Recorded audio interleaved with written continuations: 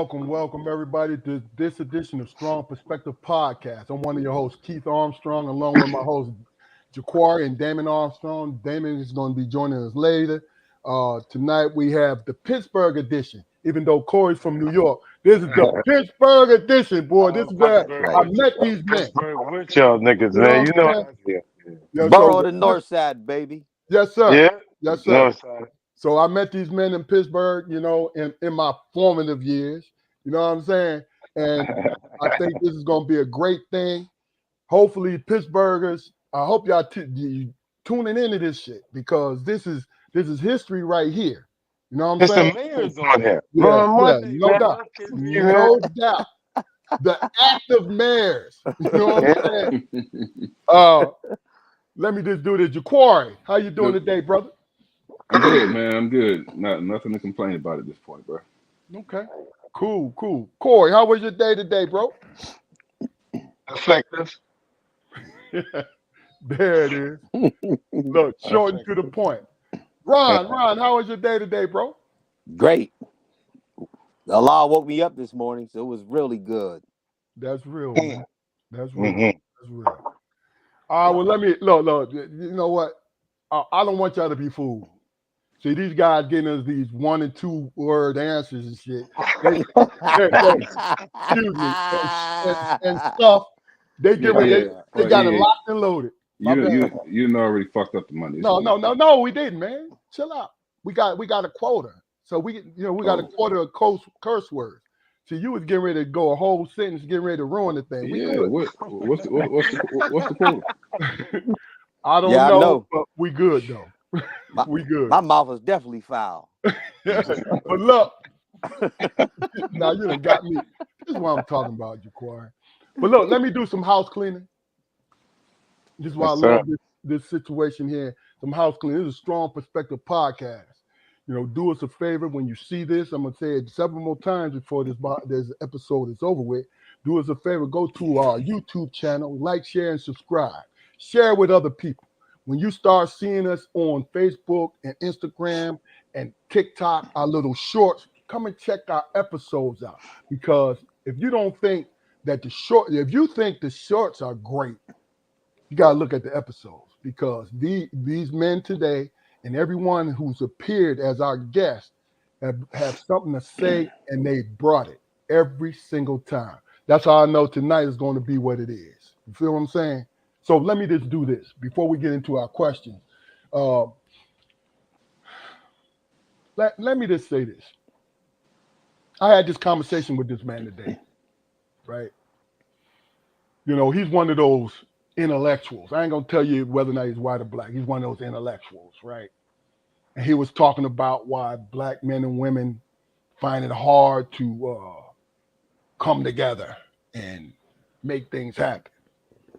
For the community, and why don't we get along? I said we do get along, but the thing about it is, we get along to the point that it's not serving us.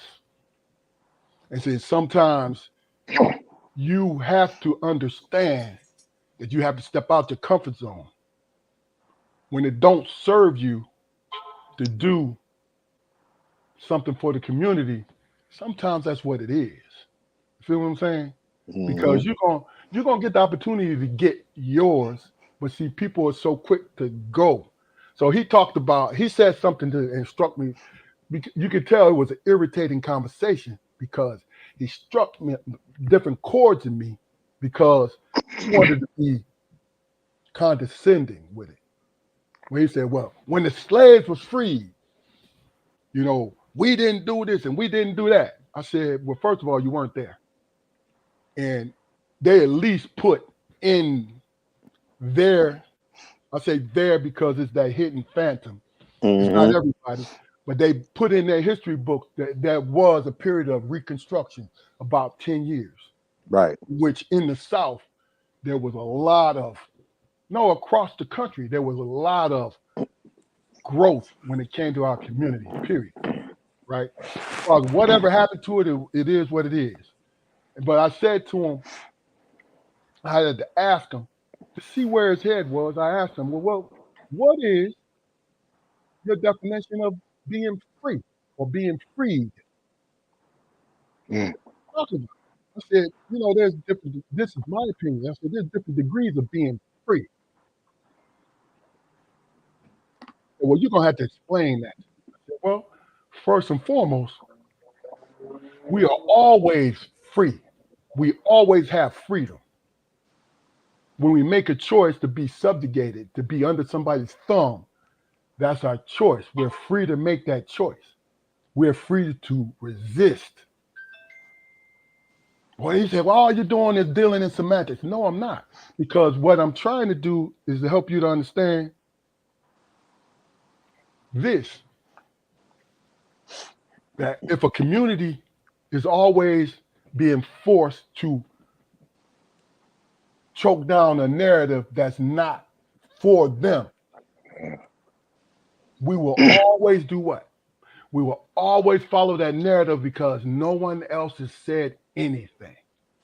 I said, my definition of being free is this: understanding. If I chose, especially in my strength, if I chose to stay on that plantation for my family or out of fear, that was my choice to be there. Well, so, well, how are you saying that? Because they had slave catchers and all this. I said, first of all, they had to have slave catchers because people were trying to escape. Mm-hmm. I said, that's the thing, that those are the answers that we have, but we kind of gloss over because we're looking for the meat of it. The meat of it is everything. Even though, in my opinion, a lot of our history is hidden, they're also being told at the same time. Why do you have a need for slave catchers if everybody's happy to be on the plantation? Now, understand something. I'm not trying to justify our plight today with back then. It was the conversation I was having with this man. Mm. So I said to him that if I make the choice to hit the Underground Railroad with my family to be free, right? I'm chasing something that's owed to me because I could have easily stayed there and be subjugated. And he looked at me and he was puzzled because he didn't quite understand what it meant, because what he only believed in was the free concept. Mm. Abraham Lincoln freed us. No, man. Abraham Lincoln said, it's okay because I'm trying to win a war. It's okay for you to walk off the plantation so I can beat the South. He said, it's okay with the North. So if you escape to the North, it ain't going to be no problem. Now, I'm generalizing things, but see, this is the thing. This is the kind. I just wanted to share this conversation with you guys. Mm-hmm. I mean, but Because, it's go ahead, Jaquar. it's a lot more complicated than that, man. And this is just, it's conjecture and speculation on my part, man. But Abraham Lincoln freed the slaves, man, and he didn't have the power to free the slaves because he had no power over the South at the time. That's What he true. wanted, what he did was he said, okay, you guys are free, and with your newfound freedom, what I want you to do is I want you to disrupt the South. I want you to burn them plantations down and help us win this war. Exactly. That's one of the things that crossed my mind. The second thing is, has anybody ever toyed with the notion that just maybe at the time the people in the North understood that slavery in the end it was just destined to end bad, and if you got rid of it, and said it no longer exists, then the people who were under slavery would be so worried about getting put back into slavery, then they would start stabbing each other in the back and killing each other, to stay ahead. I, You get I what I'm feel saying? I understand. I kind of understand what you mean, but Yeah, I do. Yeah. yeah, I kind of I mean, understand. it's obscure, man. I had a drink earlier. Oh. Mm-mm. And it's obscure, man. But my point is, man, I think, man, we need to start, hard charging these questions from different directions now, man, because the rate we've been going so far, man, shit. We get a couple of good marches under our belt, and we think we accomplished something, man. But we're just spinning our wheel. I think the only and Corey and Ron, I want y'all to comment if y'all have a comment. But let me just say this: the only problem I have with it is the understanding slavery is not going to solve the problems of the day. No. You understand? Yeah. Because we have wiggle room to link up. So we got to Hmm. understand why we don't link up. It has nothing to do with slavery. It don't have nothing to do with subjugation and all these different things. But you have to understand your history. Ron, Yeah. Corey, anybody got any comments? Hey, man, my dad taught me that, man. My dad and my mom taught me that when I was little. Mm-hmm. You know what I'm saying? Without, you know what I mean? When you little and never enough to read, not even never enough to read, but I'm talking about 2, 3 years old to let us know about, a lot of stuff like that there, man. And he always tell me, man, you know what I mean? When you go to school, they ain't gonna tell you everything. You know what I mean? All they gonna tell you, you go to school, read them books, man, and social studies and all that stuff is just gonna be there was slaves, Abraham Lincoln freed the slaves, and and that was it. They ain't even talk about Harriet Tubman in school. You feel what I'm saying, man? No doubt. No doubt. None of that stuff, man. My dad taught us a long thing. My dad, uncles on both sides. My mom's brothers, and you know what I mean. And so I knew going in. You see what I'm saying? And like you said, it's sad, man, because even now to this day, man, that's been our problem even since back in slavery. We don't bring each other up. Once we Yeah. get something, it's like, man, I got mine, get yours. You know what I'm saying? Gotcha. And it's it was like that back then, and like you said, none of us on here right now, we wasn't back there in slavery. You know what I'm Mm-hmm. saying? So it's hard to really just, well, if I'd have dead and this and that and all that, people, oh man, if I'd have been back in them days, man, if you'd been back in days, we'd been getting our ass whooped too. It's a You simple see what I'm fact. saying? I mean, I'm keeping it 100, man. You know what I'm saying? I mean, for No, real. There's no, always somebody always talking that. Like I said, nah, man, what you supposed to do back then, you know what I mean? Like you said, I'm quite sure there's a lot of them back then, man. There was, I mean, there was about that, you know what I mean? There was Ron, about it's that. not, I'm gonna tell you now that I'm sorry to cut you off.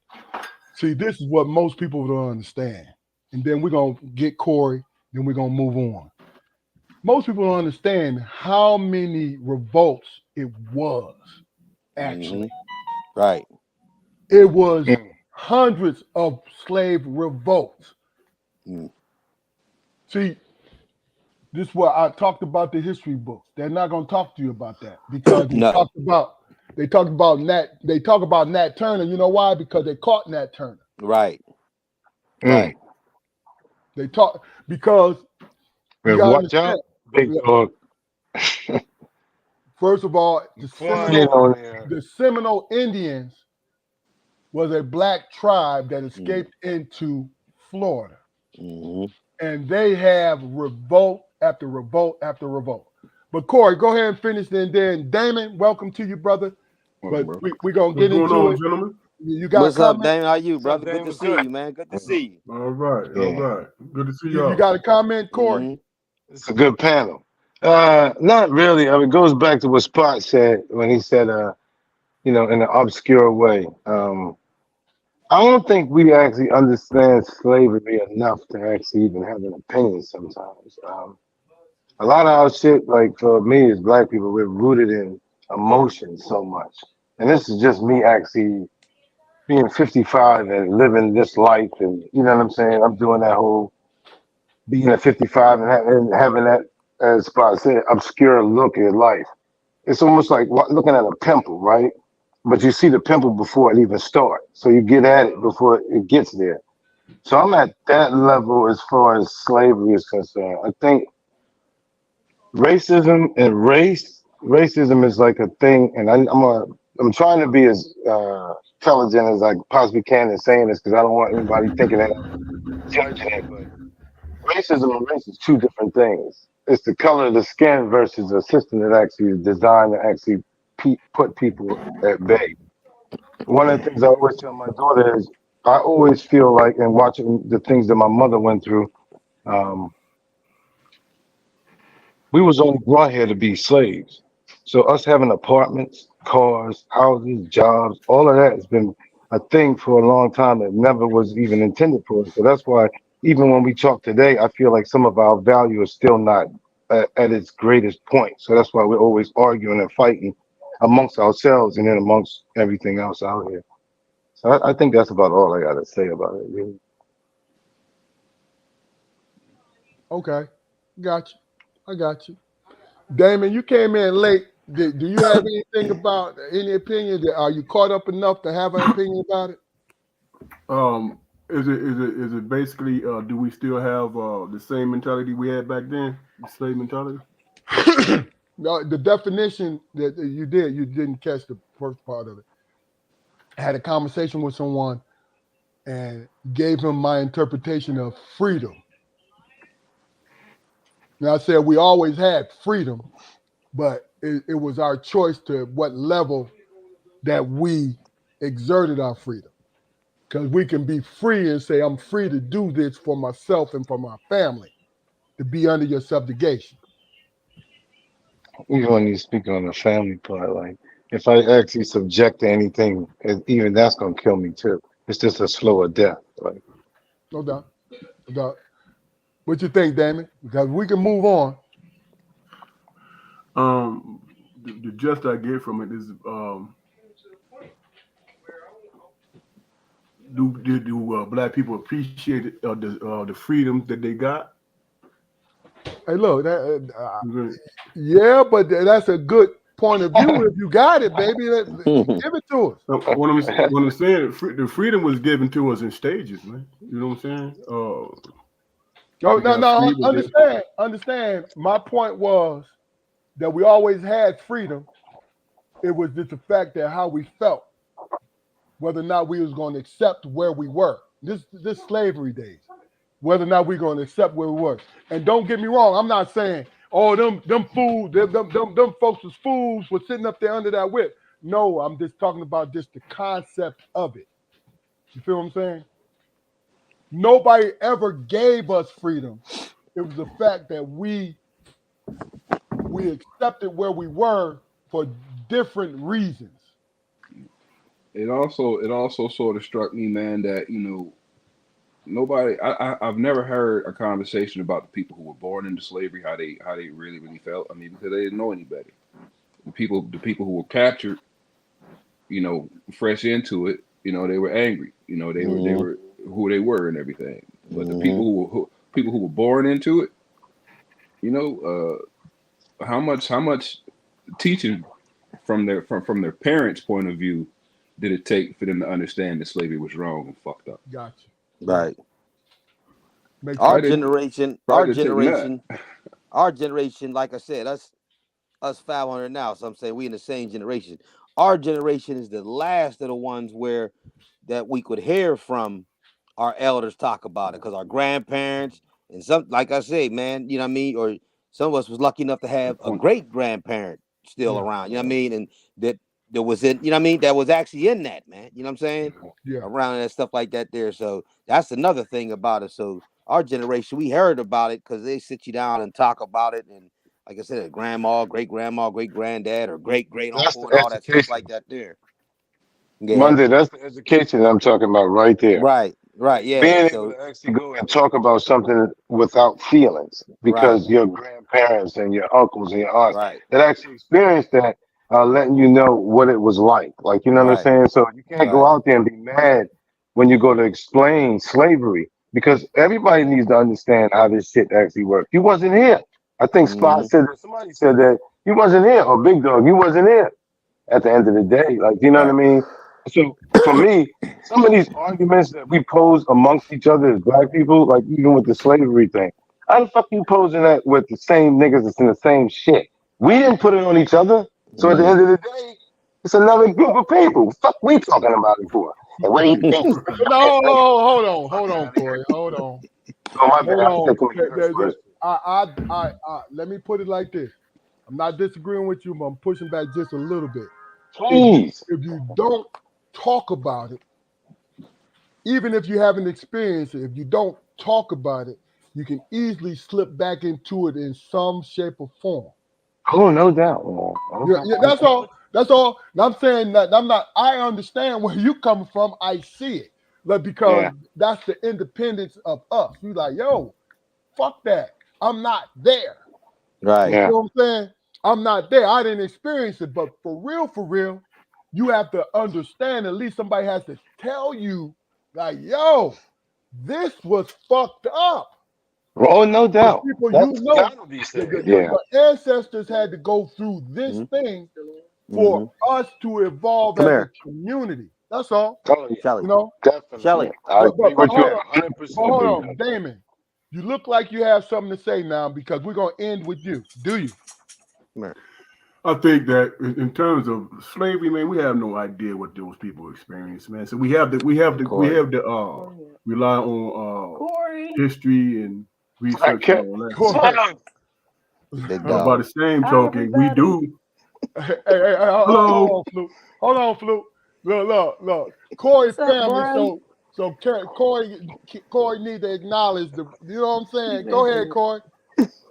What's up, Quinn? What's up, Sal? What's good? What up, sis? What's Corey saying? He said, "What up?" Beat it. He started already. Hey, look, the funny thing about it is, Damon, you're gonna finish, and we're gonna that was the perfect thing to segue into it right there. But go ahead, Damon. I'll say, it's real difficult to understand exactly what was ex-slaves went through, but what we can identify with is the people who went through Jim Crow, man, because those are our parents and grandparents. You know, and the things that they experienced, they pretty much, let us know, and we knew through the church. We knew how to raise our own food. Different things that we experienced with our grandparents and our parents who were born back then told us, what it was like. You know what I'm saying? Not being able to. What you laughing at, bro? No, go ahead, bro. Go ahead. How to what it feels like to feel less than, so you can identify with what happened 100+ years ago. You can identify with it.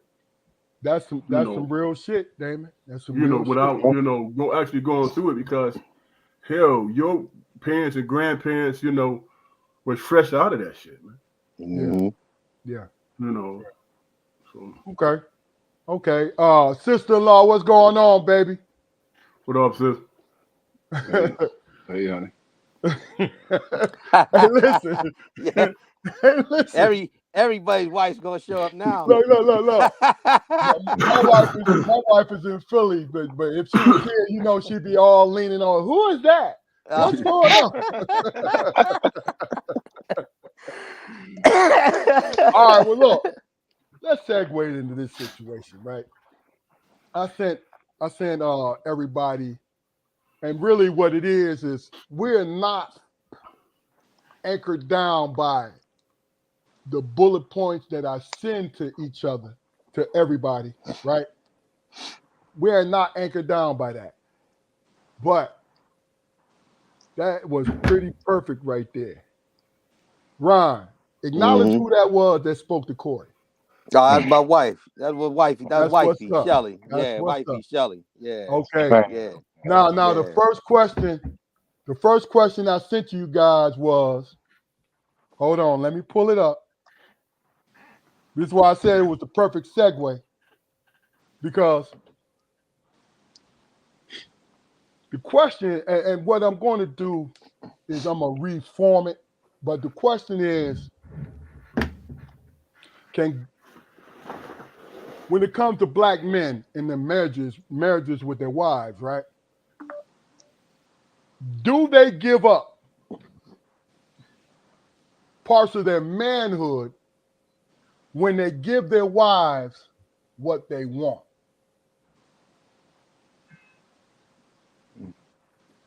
That's the question. It's slightly different from what I sent you guys, but that's kind of condensed to what it was. Mm. Corey, you was married before, correct? Yes. Yeah. Okay, so you can relate to this, and really, what it Yeah. is, it has nothing to do with marriage, guys. It has nothing to do with marriage. It has what it has to do mostly, in my opinion, and you might and tell me if you differ from it. In my opinion, it has to do with how you think about who you are Yeah. as a man. I agree with that. Yeah. Okay, so I tell you what, we'll start with you, Corey, and then Ron, and then Damon, and Jaquari. All right? Yeah. For me, it's dependent on the relationship you have with your mother and how, what she actually instills in you. Because one of the things that I talk to my daughter about is uh, a mother can never teach a man how to love a woman. So, or what type of woman to choose. A man will choose a woman based off, this is just my take on this. A man will choose a woman based off of what his mother is like. You know what I mean? But he can never love his mother the way that he actually love his girl, and his mother will never be able to teach her that. Like my mother told me, any woman that I date, she should be put first. So Oh, I okay. would never Okay. think, yeah, I would never think that before her, but I would never think that I was a sucker for something that I actually did. At this day and age in my life, after being married, yeah. But before that, no, I didn't have a purpose for relationships, so I didn't have an understanding, so I didn't lend any understanding, so I continued to do shit that I didn't understand while actually trying to ask for love, which I didn't understand as well. I hope all that makes sense. Yeah, it does. It does. Okay. Okay, Ron. Mm. Well, my mom was strong, No, no, man. no. Hold on, hold on. Ain't nobody hovering over you, man. You can answer clearly, right?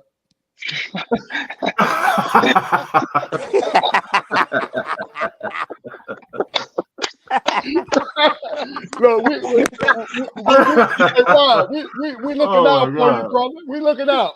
Like, no, but go ahead, bro. Go ahead, bro. You heard the No. scream. Like I was saying, man. Yeah, I get hit in the head with a lamp or something. Al- Hey, Also, Ron, you look back and make sure the coast was clear, did yeah, you? you make sure y'all brothers make sure y'all brothers call the police. Whatever city you in, DC, North Carolina, Detroit, call them all. Hey, here, here, nah, nah, you know what, man? Me and her, man, we've been together 31 years, so it was like we was from day one, man, just compatible. So I didn't make me feel weak if I do anything for her or whatnot. I mean, you see Yeah, people on the outside peeking and looking and whatnot, and she's strong, man. You know what I mean? So yeah. I never, it never, and Core no and Dre, you know what I mean? She always been, man. She hung with us, man, and whatnot. And one thing I do know, she one of the types. If I'm arguing with somebody, better watch her. Yeah, You know what I mean? She no might doubt. swing. She probably swing first. You know what I'm Yeah, Said saying? she ready to pounce, huh? yeah, Yeah, man. Hey, man. Hey, guess what? And I do the same with her if a chick wanted to jump on her. no doubt. No Yeah, doubt. No no, doubt. you know what I mean? Hey, Shoot. No doubt. But yeah, it just oh man, don't make me feel weak or nothing like that because I do for her. That's part being a man. It is. You know It what I is. yeah, mean? Being the man. definitely. Damon. It's all situational for me, man. You know, True. if we know, man, That's a in a good point, relationship, Danny. man, the person that can hurt you the most is the person that know you the most. You know what I'm saying? That's closest Yeah. to Good you. point. So Good point. jabs come Hmm. out. Right. Jabs come Yeah. out. You know, if it's intended for you to be hurt by your significant other, just out of anger, you know, but not malice, then it has nothing to do with your manhood.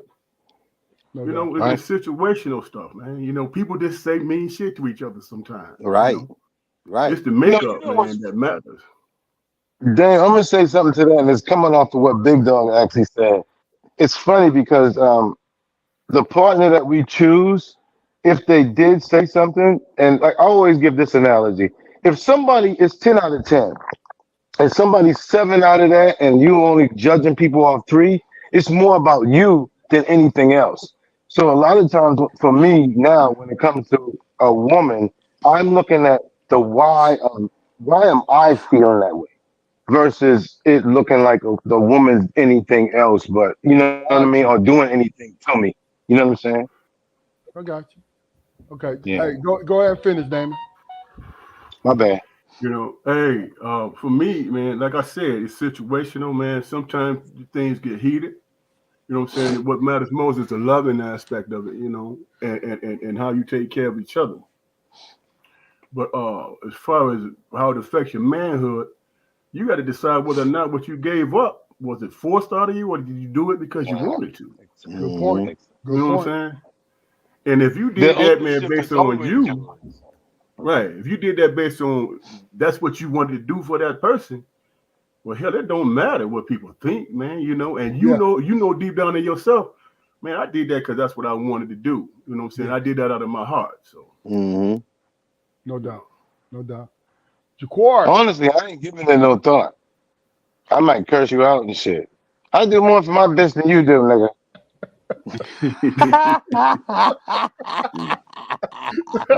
Jaquar, go ahead. Yeah, I mean it take a lot, man, for anybody, man, let alone my woman, man, to make me feel like my manhood is fucked up. That's not a space that I'm willing to let anybody fuck Yeah. with. We we got the kind of relationship, man, where shit. Uh, 12 midnight or whatever, one of us asks each other, the other to go get him a bottle of water. We get him and go do it. We do shit Mm-hmm. for each other Mm-hmm. all the time. Right. You know what I mean? The silliest, well, I'm not gonna say the silliest. The wildest shit I ever heard was a dude told me that sometimes you got to tell him no. I understand that when you're dating.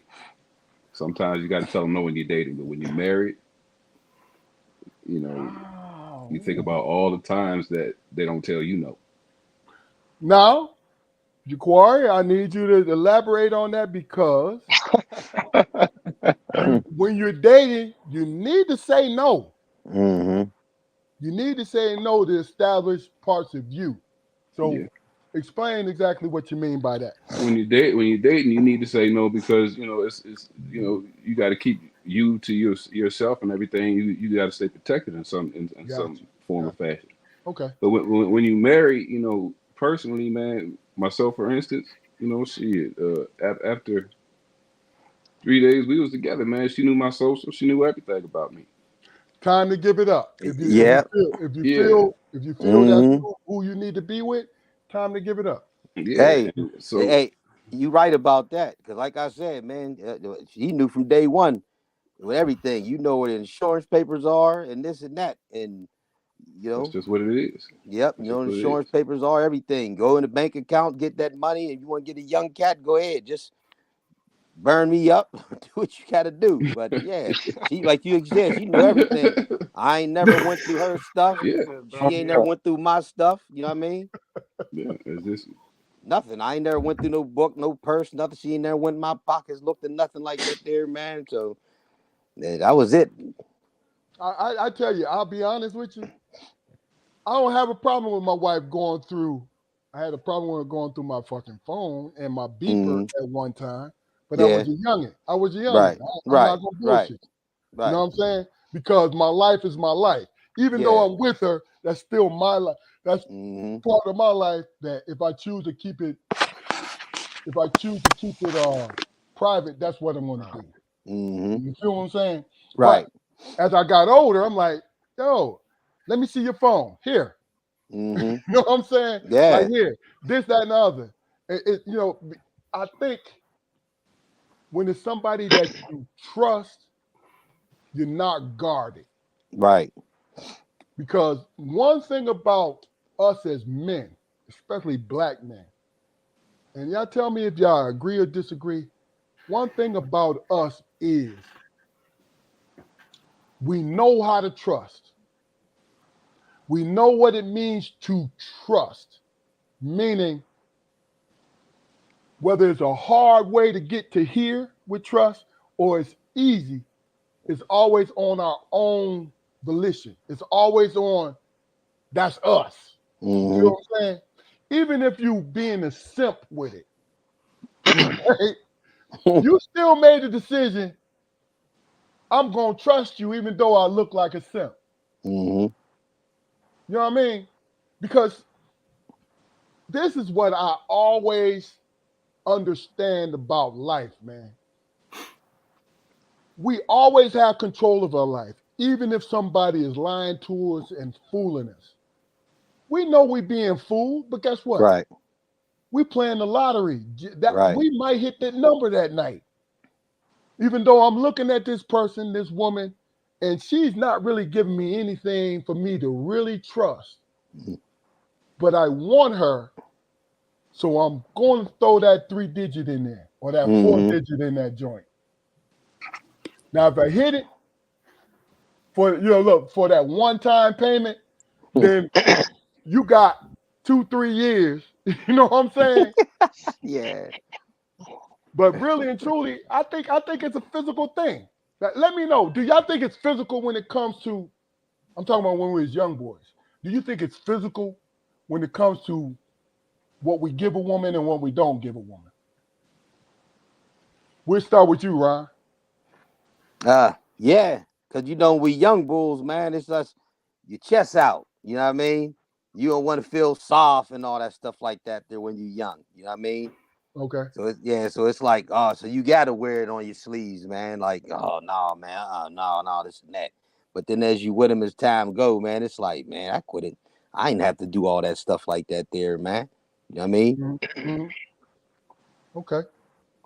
Uh, Jaquari. I mean, the physical is important when you're young, man. Like like Ron said, you leading in every situation with your chest and everything, man. But that's not such a bad thing because you're still in the game. Mm-hmm. You got to be savvy enough to understand that yeah, this is the tool that got me here, but I got a whole chest full of other shit that I need to be using. Right. No doubt. No doubt. Corey. Uh, I was unpurposeful when I dated when I was younger, so it was just about pussy. So Okay. the physical was the more every. You know what I'm saying? Like, All right. No, I hey, just being honest. elaborate for us, brother. We want to hear it. hey, It's just hey, about it. big dog. Hey, big dog. I know what he talking about because I done been around all that, man, with this I dude, get it. man. I get it. Any I But hey, know. Ron. anytime you can lay up with somebody, man, that Let you let don't let let, you let don't like. That's what it is. look, look. Mm. Wait. Say that again. What did you say? I'm gonna let you finish your Corey, but Go Corey, ahead. gentlemen, Corey is our safe space tonight. All right. But go ahead. Hey, Repeat look, what you we said still before. early. We still early. No, yeah, I didn't date too like purposeful, like so. Like, yeah, the physical was there, like, but like I ain't even know how to fucking call a girl a girlfriend, really. Like, you know what I mean? If we like had sex, it was the sex, but it was for me. It was like what Spot says, more situational. So a nigga wouldn't date a broad that was like 180, 200. I would, because she was actually thorough with how she actually moved. You know what I'm saying? So What you said, when we Corey, say if you can't physical, pick her up, man, you ain't fucking with her. But go ahead. who, What me? about the feet? Yeah, shit. Ron, get the fuck out of here, man. No. Everybody, Ron and Corey, they boys, so Ron just hit him in the head. But go ahead. Hey, Ron, That's he ain't changed. Eddie Murphy, is he, dog? That's Hey, changed, man. That's hey, changed. You say Hey, if I, if no, they feet look Hold on. Oh, can we start stories yet? No. We get ready to get into it though. But go ahead, Corey. What was you gonna say? Hey, repeat to Corey what you just said. You No, remember? no. Yeah, Well, I I I mean, know, think I it know was on you've been, I purpose. know you've been sipping, but do you remember what you just said? Yeah, no. When it comes to like women, I'm super focused because I wasn't for a long time. And then I have like friends now that actually are doulas and they bring kids into the world. And it's a lot of understanding when it comes to women and who they are. Like there's a lot of shit that I overlooked when my mother had me and how she raised me, right? So now I'm paying attention to that a lot more, having my own daughter. So I want to give her the tools to actually make sure that she understands because I think as men, we have this thing where we actually believe that the tools for a woman guiding herself sometimes only comes from a woman. But I think sometimes the man has an ability to actually speak in a way, which I think Spot or Dame said, where it's situational and they can speak to that comfortably and actually move through it. Where it's not just about the physical. Okay. Okay. Um, I'll speak on this just a and I'm gonna reflect back into my early 20s. So I'm being vague. I'm being vague as hell. So when I was dating, I think I was more. I can't say I was old school because see the fact that I played basketball at Pitt and I was 6'9", 235, 240 with 1% body fat and this this motherfucker, you know what I'm saying? And was this alpha type of dude. What I could afford was everything because when I got attention, it was physical attention, right? Yeah. But because the way I was raised, I believed in the concept of you go to college to find your soulmate and your forever mate, Yeah, which see, is I ain't never get none of that. to me, honestly, that's foolishness, right? Because you're in your 20s and you this especially the majority of us are not mature enough to be that. Right. You see Yeah. what I'm saying? We're not. 20 Like is 2 years from actually being in the house where your mom finds shit exactly, stains in your drawers exactly. when she actually wash Now your now clothes. our You know what I'm parents, saying? now our parents who just went to work, they were mature enough to be that. Well, not really, but Yeah. they were because it was the expectation, right? So Well, they got taught early. yeah. So Yeah. me personally, I needed to like you as a friend before I even considered anything else. Mm. When it came to long term, I needed to be able to sit down and like, yo, this shit is funny, and you communicate back to me why it was funny. Mm-hmm. You know what I mean? And Mm-hmm. I don't think that was like a unreasonable request. Like, yo, I gotta be able to be around you. Yeah. You know what I mean? Yo, I was a hound, and was hungry and thirsty and all of that, the whole nine, right? But if you wanted to be somebody constant in my life, I had to be able to talk to you. Mm. Like really, I'm not talking about share my, you know, I you know, I think life no, not that. I'm talking about to sit around and really vibe out. Yeah. You sitting there and what I'm talking about. Damon, Jaquari, your wife, Ryan, your wife. Mm-hmm. I'm talking and Corey, the same thing. Where you Yeah. can sit Yeah. down right across Yeah. from them and talk shit with them, and it's an exchange like, oh, la, la, la, la, la. Hey, that Always look for that.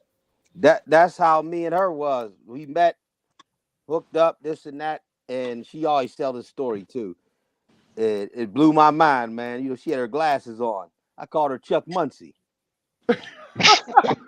And You know, and hey, you know what fucked me up. We was out chilling, but you know what fucked me up when I said it, right? She was like, "Motherfucker, I don't like no goddamn Chuck Muncie used to play football." She knew who I was talking about, man. Yeah. I said, "I'll be damned." I said, "Yeah, this the one right No, here." I can't get that image out of my mind, man. Yeah.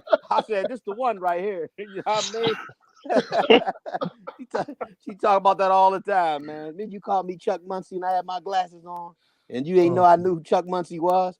That blew my mind, man. And she knew who Chuck Muncie was, man. That's a hell of a reference, but that is funny as hell, bro. For real. Straight up, But man. it's let me jump into my unalcoholic lane. It's what we talk about all the time when it comes to men and women, right? Like one of the things I love what Ron just said because that led to me saying it in a way where it makes sense. It was women that I dated that I knew what they were about. But if there was a woman that actually showed that she cared about me or she actually made me think in a different way, that's why I was able to actually say, okay, I fuck with this one. But I was never like Big Dog where I was able to actually say, this person I actually want to be a friend. I don't know if I should actually say this next part too. Um, but it was times that I didn't know how to actually not fuck a friend. Like, you know what I mean? Because I'm vibing with them and I'm thinking that that's what, nah, that ain't what that was supposed to happen. So I didn't have that education, emotional education to understand that that wasn't that. Again, from my upbringing. Like, But you know what that is though, Corey? When you call a woman, especially when you're a youngin', if you call her a friend, you lying to yourself if you would get with her. You feel what I'm saying? you say I'm lying to myself if You what? Say that lie. again, baby? We lied to us, not you particularly, but I think we lied to ourselves. Like, yo, this is my home girl. Blah blah blah blah blah blah. But if you know you actually attracted to your Really? home girl, Yeah. and you say, Yeah. well, that's just my friend. I'm not gonna touch her. Like, oh, Yeah. well, hold on, bro. No, don't do that to yourself. Like, yo, like I said, this is before I met my wife. All right. If I say to you, I could be your friend, but along the way, if I have the opportunity, I'm going to take Yeah. it. That was me. Hey, Ron, that was me being honest. Right. It had Right. nothing to do with I'm not trying to be slick. Because Yeah. Yeah. You this, letting her know. You letting her know off the top. because Yeah. what I cared mostly about was me. Mhm. I was Mm. not going to take advantage of no one Yeah. to make me feel better. Right. I Yeah. can't Right. do that. That's just not me. Yeah. You feel what I'm saying? So Hmm. what I I wasn't taking did was advantage. I was just trying to get that nut off. no, look, I get that. I get that. Was I supposed to say that? I get that. That's my point though. Yeah. Is it's not that I was stronger or I was this more educated. I was this more what no, it has shit to do with that. What I understood was I knew in order to make anyone happy, I had to be happy. Yeah. I had to make myself. That's my sole responsibility, man. That's up to me. If you ask me, that's Hold on, our big. own. That's When our. did you find that out? Like, when did you? What you knew that at a young age about that making you happy part? Yeah, you know why? Because my dad and Damon and Swire tell you this. My dad always put in our head that we had control over our happiness. Yeah. Nobody else has control over it. Hmm.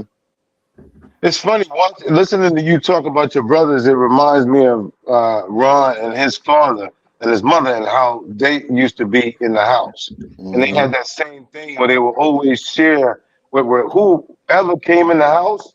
They would always share that type of philosophy. And for Hmm. me, like That's why probably when we actually friends to this day, those are the people that gave me a different perspective because there's a lot of us that don't get that perspective at all. So Got they you. come from Mm-hmm. this broken place of and I hate to sound like some we on some fucking like mental health thing, this and the other. This is just Speak your I'm mind, brother. excited that black men are actually talking about ourselves and our relationship to our family and our wives. Hmm. So I just want to stay along that line, but it's a very thin line because at the end of the day, everything's being challenged. No doubt. The No doubt. understanding on every level of us is being challenged, and we're always the ones that say take the step back and actually say, okay, they're going 3 steps ahead. Let me figure out what's going on over here. But there's nothing that actually holds you on that end, like you know what I mean. Yeah. So hearing you guys say what you guys as wives do, this helps everybody else understand that selecting the right partner by looking at what they show you and how they care for you is super key. Yeah. No doubt. No doubt. Jaquar, I mean, Flute. I don't want Sport to. ain't left, man. Huh? Sport ain't left. Ain't next. No, no, no, no. I'm getting ready to No. ask you a question. I'm not asking you to get into that Oh, so because we're gonna skip that last question and move. no, All no, right, no, man. no, no. We ain't trying to get y'all. Look, y'all my brothers. So and Ron and Corey. I'm No, not trying. actually, it's easy for me to answer the question, I know, brother. I get that, but I was going to get ready to ask you another question. Mhm. Mm. What taking in what we're talking about, right? You know, when it comes to your self-esteem, because I look at all four of you men, and you have a high self-esteem, no matter the road that you took to get there. I'm Yeah. talking about at this moment right now. You have a high self-esteem. Damon, what I want you to tell me is what did it take for you to understand who you are and what direction you want to go to? And Jaquar, you after him. For me, it was those individual battles, man. Growing up, you know what I'm saying? Those maturation process, that what you went through. You know what I'm saying? You know what it feels like, man, to be, you name it, ostracized, ignored, made to feel invisible, and all that stuff. You know what I'm saying? All those different things factor in when you trying to establish who you are and how you want to move forward. Okay. Okay. You know what I'm saying? And that woman in your life is going to be that person who's going to get you to understand. And in some cases, it's going to get you to understand that, yeah, that matters, and I recognize it. You know what I'm saying? And then you proceed into moving into your life as a couple. You know, which segue me into what y'all was talking about before. For me, high school, man, I was who I was, bro. So I was the brother of Keith Armstrong. I was known everywhere. You know what I'm saying? So I did what I did. You know, but when I got to college, I had an understanding that I wanted to stay there. So I needed that type of support. I That's feel that. different. I ain't never think about that shit either. I feel I that. needed that type of support. So my vision was everybody was out there doing their thing, having fun, party, do whatever. But my focus was, all right, I made it here. So I got to figure out how to stay here and prosper. So that's what attracted me to my wife, my woman. You know. Okay. And once I got to the point where, she accepted me and trusted me, because that's key, trust me. I realized that I had to be in it to know who she was, and like she expressed to me, I came here to get an education. What you come here for? And that was Mm. a direct question to me, So Damn. and See, then that's the I had, again the situation. yeah, I had to deal with It's a that. I double had to deal with perspective. that. And I said, well, hey, you know what? I'm riding with you. I'm riding Yeah. with you. And then That's a all and double then ass and question to then, then ask things somebody. start opening up. Then, Hey, then hey, things hey, start opening up. hey, hey, You know what I'm hey, saying? real quick, Fluke, you said, I'm riding with you. Then when you left her room, you're like, man, I got to get my shit together. Get it together. Because it was other motherfuckers who was hollering too. You know what I'm Yeah, saying? yeah, yeah. You know, and I'm like, well, damn, how do I keep myself on top of the heap? So, whatever, right? So what I wound up doing, man, was like, okay, discovery, man. You know, my mom was the type of woman, she knew what she wanted, she knew what she wanted to get. Mm-hmm. When she went to the grocery store, she didn't waste no time. She didn't do none of that. She went in and bought it, no matter what the price was or whatever. Whereas my woman went in there, bought a $350 worth of food, only spent $150. You know, Gotcha. with the Gotcha. coupons and all that. That Mhm. blew my mind because I'm an athlete in college, man. You know, only thing I'm eating is cafeteria food. And I go to her and she got the room smelling good, food laid out. You know what I'm saying? Got the basket over here with the clothes folded. You know, the bed made up. You know, the notebooks laid out, homework. I'm like, okay, now this is what's gonna keep me here. You know what I'm saying? And this is the person I choose to be with. So No it doubt. was about discovery for me, man. You know what I'm saying? Yeah. Everything else was what I knew. Yeah. And I navigated through that in the selfish way. No doubt. But to be with her, you know what I'm saying? To be with her and understanding what it is that I wanted in a woman and how I wanted to live out the rest of my life, I had to understand the other side of it. So I Mm-hmm. Yeah. just got to get her to show me, Yeah. hey man, now we're gonna go in the store. You know what I'm saying? And we got the blue light special and we got the triple coupon day. You know, I think and that's another big thing is being able to actually know how to learn from a woman.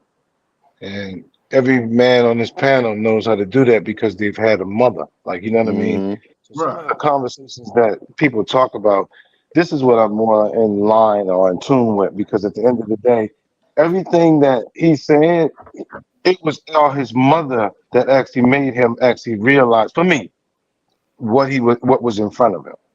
His education, his learning, everything Mm-hmm. was pushing him to the next level.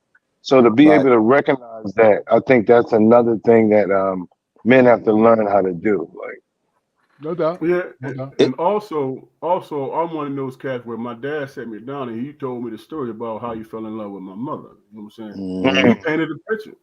Mm-hmm. He painted a mm, picture. Right. He Yes, he sir. he he, Yes, he sir. described her in the sunset and the silhouette. You know what I'm All saying? of Mm-hmm. that. All Right. of that. Yeah, Hey, I told All of y'all how my mom and dad when they first met. So like I said, I told it. Oh, you yeah. y'all the last time of mine, but with me and her, man, it was A1 with us because once I met her dad and her grandma, man, it sealed it for me with them. You know what I mean? Yeah. And the same thing with my mom and dad. When she first met my mom and dad, it sealed it for them. You know, once she came over, introduced them, and left, and I came back, my mom and dad both said something about her. I like her. I Yeah. like her. She's all right. And right, then she said her grandmother said it. Her grandma and dad said the same thing about me when I left her house. You know what I right, Put mean? this right. stamp on it. Put this Yep. stamp on it. Man, did I? Hey, Did and then I? when I met her family, Duct tape on it. they pulled my car and talking about, do you understand that she important, right? You Mm-hmm. know, That's it. yeah, yeah, that right there. That Mm-hmm. when they say you know, that, that's when you have to listen. If you're not listening, you're a fool. You Right. Yeah. should actually play in they gonna traffic. tell you. Yeah. They gonna tell you. She's like, they Mm-hmm. was like, she important, right? And Yeah, she yeah, takes care of business. Mm-hmm. yeah. No You doubt. know, No doubt. Jaquari. Ask the question one more time. Damn. Yeah, I forgot. I haven't forgot that quick, man. You better stop drinking those big gulps. Listen. From what I can That, remember, man, just like Damon mentioned, man, those past battles that I fought and came through on the other side, man. When I was young, I looked at those situations, man, and I would say, "Spoke down, man. You broke down, man. You torn down, or whatever, man. How you gonna come back from this?" But then somewhere along the line, man, a switch came, and I realized when I came through the other side of those hard situations, man, I wasn't torn down, man. What was left was actually the foundation of who I was. and who I am today. And it wasn't small by any stretch. It wasn't small. So I figured if I could take that same awareness into a relationship and understand that, I'm not the only one coming in with baggage. And my shit is bad. Right.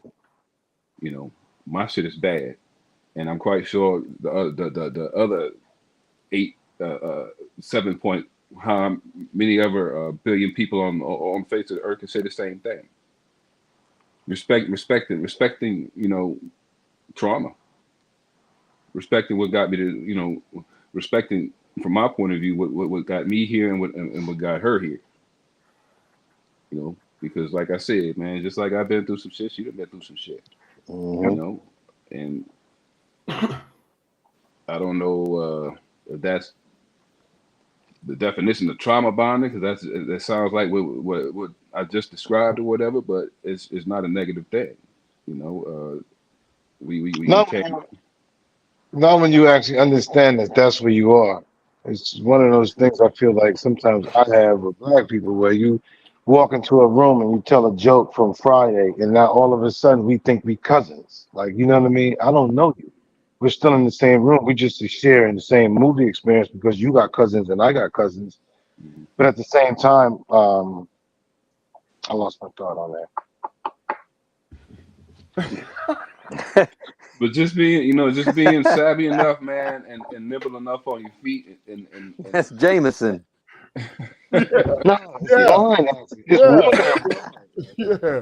But go have But ahead, I just Mark. lost my thought because you guys are bringing so much that I think about on my own level to like grow.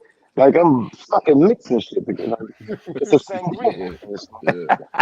Ah.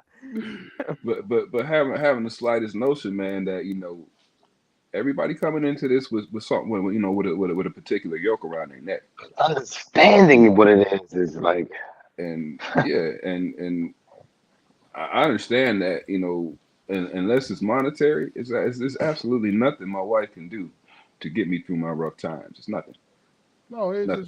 it's always about you, man. It's Yeah, Mhm. yeah, always what your and foundation is. I'm not disrespecting the support that she gives me in those times in any way.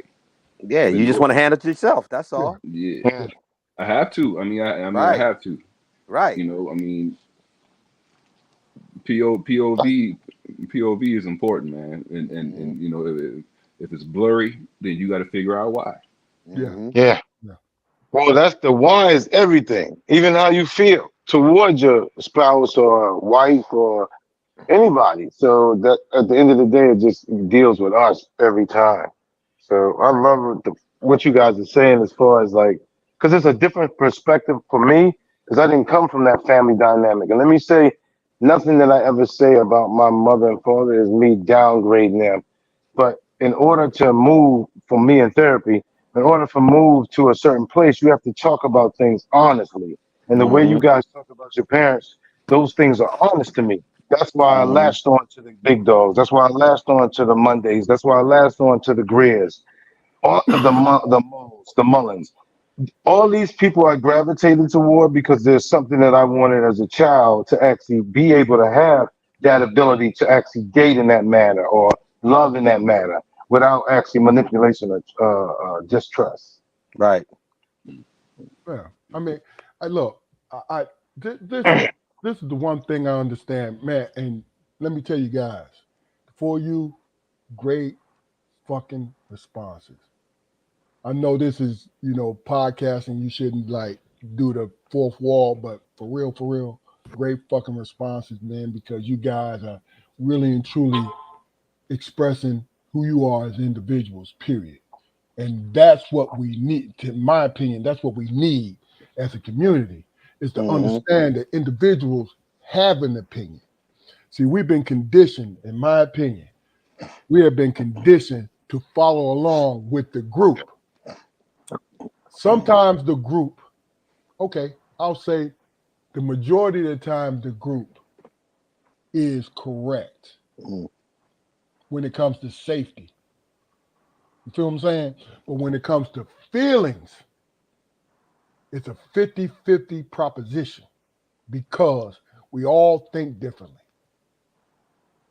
You feel what I'm saying? So Mm-hmm. when we make a choice, like yo, I don't feel this, but I'm gonna go along because everybody else is going along with it. That is a real choice, in my opinion. Yeah, and that's the one where I'm. But I mean, from a sociological point of view, bro, it's safety in numbers, man. I mean, no, look, like I said, I was trying to put it in a way that like, look, I'm not going against the numbers, but what I'm saying is there's situations in which, as individuals, the numbers is going to hurt us. You feel what I'm saying? So you have a choice whether to go with the numbers or not go with the numbers. You know what I mean? Because a lot of times it's your preference. Not to get too, too deep in this, too philosophical in it. I'm just saying when it Why do comes you to your say that? Why do you always say that? What, not to get too philosophical. The shit's philosophical. but Being but on this earth, the but bitch is Corey, philosophical. my point is this though.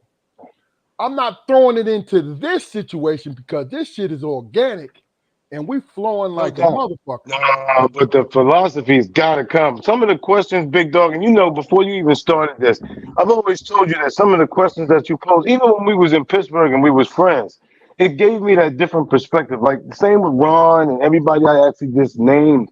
Um, but after the 20-year of friendship, we're still doing the same thing. We're still trying to do that passive. No, fuck all that. Like the people that has raised me, as I like to call it, they've actually done some great things in life. So let's stop actually talking about the philosophize and not, and that's not to knock what you saying. That's needed for Okay. me. Now, Yeah. now, Corey, And I don't think I don't think I that's, agree. as you said before, I don't I think that agree we with exposed that enough about us in our regard. I agree with you, That right? was a great point. I agree with you, but here's where my understanding kind of puts me in a situation. The simple fact that what you eat don't make me shit. Right. And what I eat don't It make you shouldn't. shit. It shouldn't. Mm-hmm. It shouldn't. So It never should have. Yeah. so it's like, yo, I'm gonna tell you how I feel, Mm-hmm. but it's not my job to convince you how I feel. Right. Exactly. You feel me? Exactly. Yep. A So thousand And percent. that's this is and why I that love this platform because me and my brothers give themselves and you guys the opportunity to speak your mind. That's why I Yeah. like it. That's why I like it. Oh, Y'all You know what I doing. I mean? told you before. Y'all do big things. That's That's why I real. like this, man. Cause That's this real is because ain't a lot of fellas that can talk like this and this and that. Cause they think, oh, I'm soft talk. Nah. This is real deal. This platform you doing. I love this, man. now that's interesting. That's interesting, right? What you just said, Ron. And this is not directed towards you. You know what's so crazy about it is when a man expresses other than things other than hardness, like Mm-hmm. I will fuck him up if he did Right. this, and I would Right. do that. And then, all right, perfect example. J. Cole apologizing the other day in Dreamville, right? Mm. If you up the rap, right? Yeah. People was mad I know. at this man Yeah. Cause he apologized. because he apologized Yeah. Yeah. but I mean for a rap battle. but it's pretty much his apology is pretty much on brand for J. Cole. Because I mean Exactly, Jaquan. him going to do is not something that I'm used to. I couldn't tell you two songs, man, but I know about his persona or whatever. Yeah, Mm-hmm. And his energy. Yeah, yeah. So I mean, don't you think it sort of equates to a redemptive moment? bro, I felt him. Now, yeah. No, matter of fact, let's just do this. Let me just do a little simple synopsis, and then Damon, I know you're a jazz man, but I want you to comment on this. It was a J. Cole, Drake, and Kendrick Lamar three of the current rap icons, right? Me personally, Kendrick is the most lyrical out of all three of them, but it is what it is. But basically, what they was doing was subliminal jabs at Kendrick, right?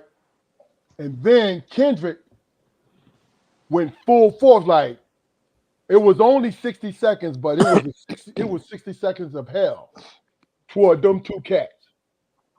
J. Cole responded lukewarm, in my opinion. It wasn't like, he really went back at Kendrick, right? 7 minutes of whatever, right? 7 minute drill. And then he was at his major concert tour, Dreamville. Dreamville generates at least $500 million a year. It makes money. That might be an exaggeration, but it makes a lot of money. His last stop, he said, my spirit don't feel good. This didn't feel right with me. And he apologized to Kendrick Lamar, right? Now, all the rap things, because we all grew up on rap, so this is a conversation we need to have. You know what I mean? Even if you don't follow it. He said, I apologize because they don't sit on my spirit. You know what I mean? And if you want to throw one final jab, you can, but I'm good.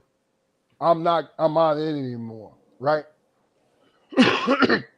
What is your opinion about that?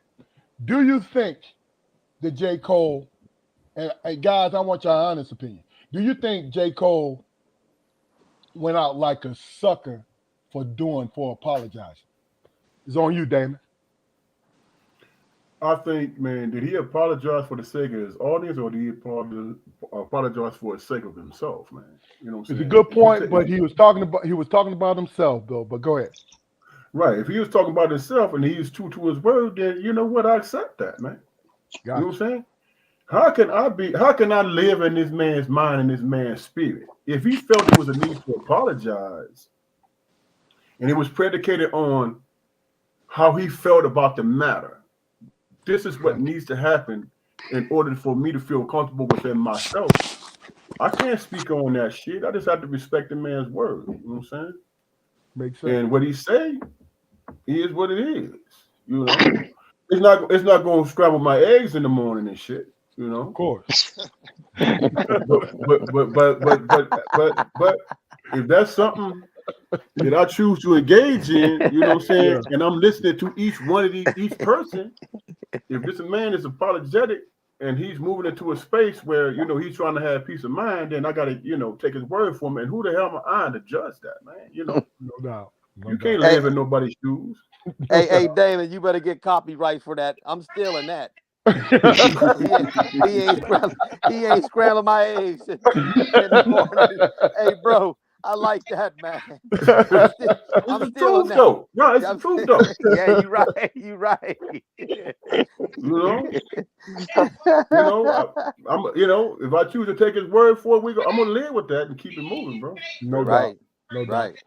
All right, Ron, since you spoke up, what do you think? Man, man, it don't make him soft just because he apologized, man. I guess he just didn't want to escalate it to whatever, man. Everybody go ooh and all that, and whatnot, man. So he's like, he know he nice. He gonna still make his money, man. Kendrick Lamar nice, Drake doing his thing, man. And I don't know, man. It ain't like it is back in the day, man. Everybody is answering like a 50-year-old person. Yeah. As hey, Corey, Corey. Yes. You want to know why? Because we 50-year-old people. Man. Right. That's what I want to hear. No. Hold on. But we need to start answering questions from certain eras of us if we're going to keep it funky. All right. I can give you the best Corey. As a matter of fact, I'm the best Corey today. Hey, you know me. You want. You know me. Let me ask y'all a question, man. Let me ask y'all a question. No, hold on. Let me go, man, before I forget, bro. We're going to let you go. But, Ron, go ahead and finish. Then Jaquari, then Corey. Because Corey, Corey he wants the bite. He wants the smoke. But go ahead, Ron. I get where he getting at with it, because I remember back in the days, man, me and this dude, 18 years old, we in the back seat out Kennywood, man, and we was mad about the LL MC Shan joint. Me and him was talking about going up New York, man, and jumping on LL, man. That's 18-year-old man. We Right. 55 now. We in our 50s, brother. Yeah, yeah. We can't get our old ass in no car, run up there, man, to go to where, North Carolina, wherever J. Cole is, and down there in Florida and jump on Drake, man. Them bodyguards will whoop our ass, man.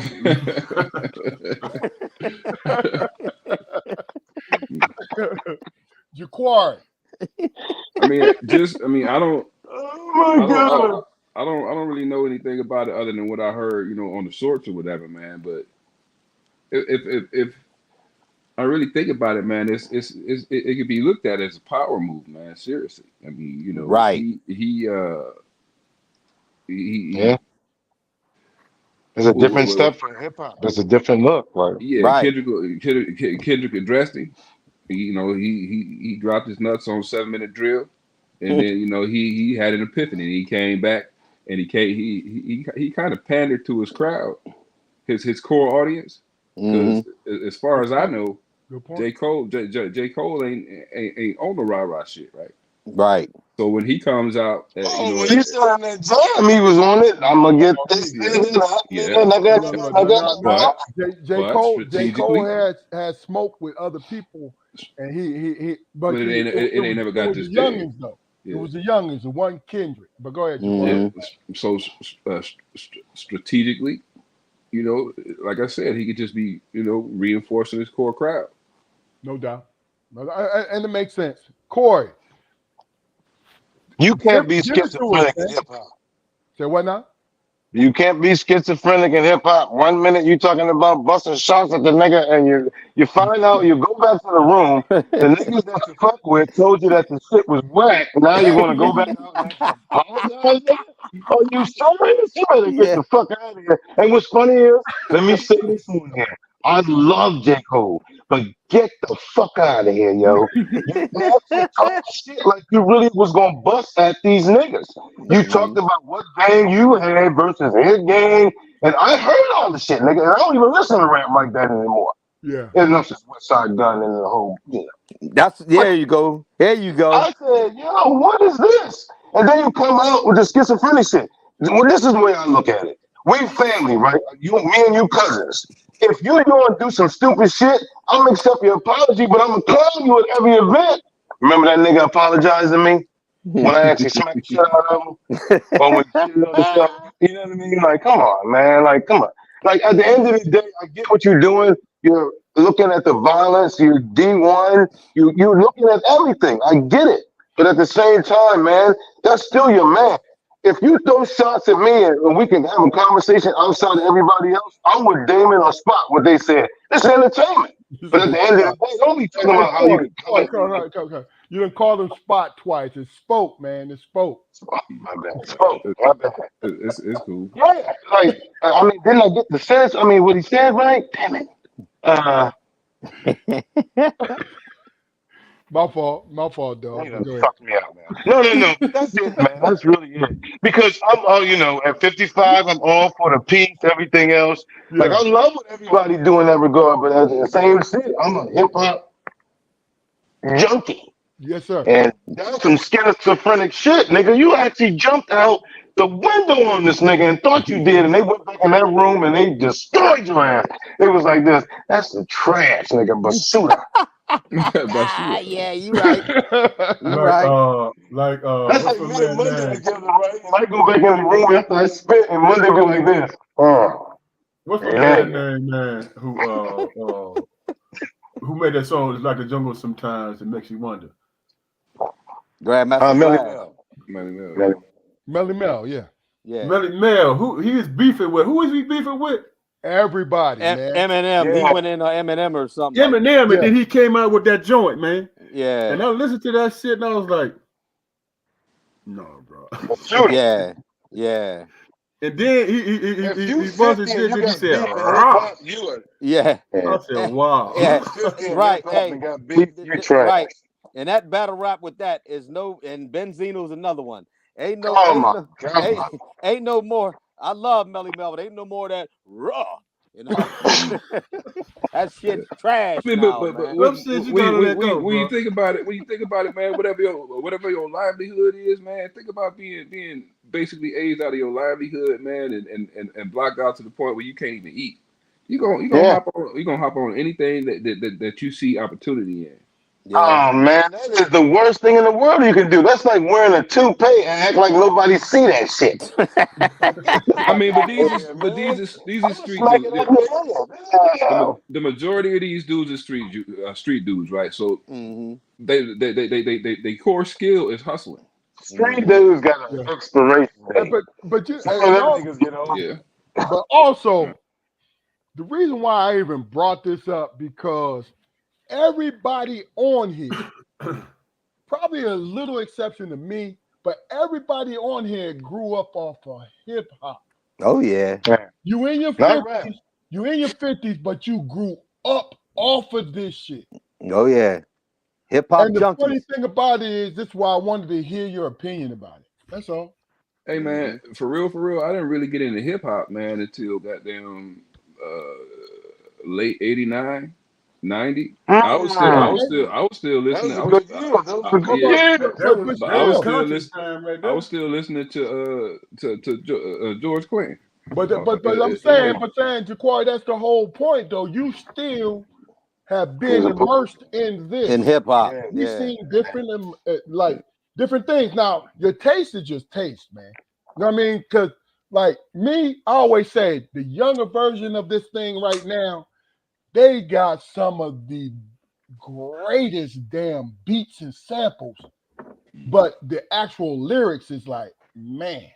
Good. But you This is also why got I'm a J. Cole, Kendrick Lamar fan, to be honest with you also got to realize, man, that there's a difference between in concerns with our era. There's a difference between hip hop heads hmm because what we was listening to in Michigan was not the same thing that was going on, up top in you. Yeah, New York. Yeah. but hold on, though. Now, I'm sorry to cut you off, but you had me in Pittsburgh, and I Right. had friends And who those had a mixtapes, pipeline to those New York and, I was hmm and, about and the West Coast. I was Yep. listening to every, Everything. Yeah. Everything. I was you know about what to I'm say saying? Everything. those tapes I used to get. I used to get from you with like You used, you, Mantronics and goddamn. you used to steal from me, is what you said. Hey man, this ain't a character. Goddamn. Yeah, what the fuck is he trying to do? I don't. I don't steal, motherfucker. You see, Damn. Now you this shit fucking just veered off in a whole different yeah, direction, Yeah, bro. All man. right, He all just right. called you a thief. yeah. Look, first of E all, Merc. you feel that way because Oh, it's he a got little spark there. Hey, But look, y'all know what E Merc is? crime spelled That's backwards. crime spelled backwards. you- Niggas look at the say that shit all the time. This nigga got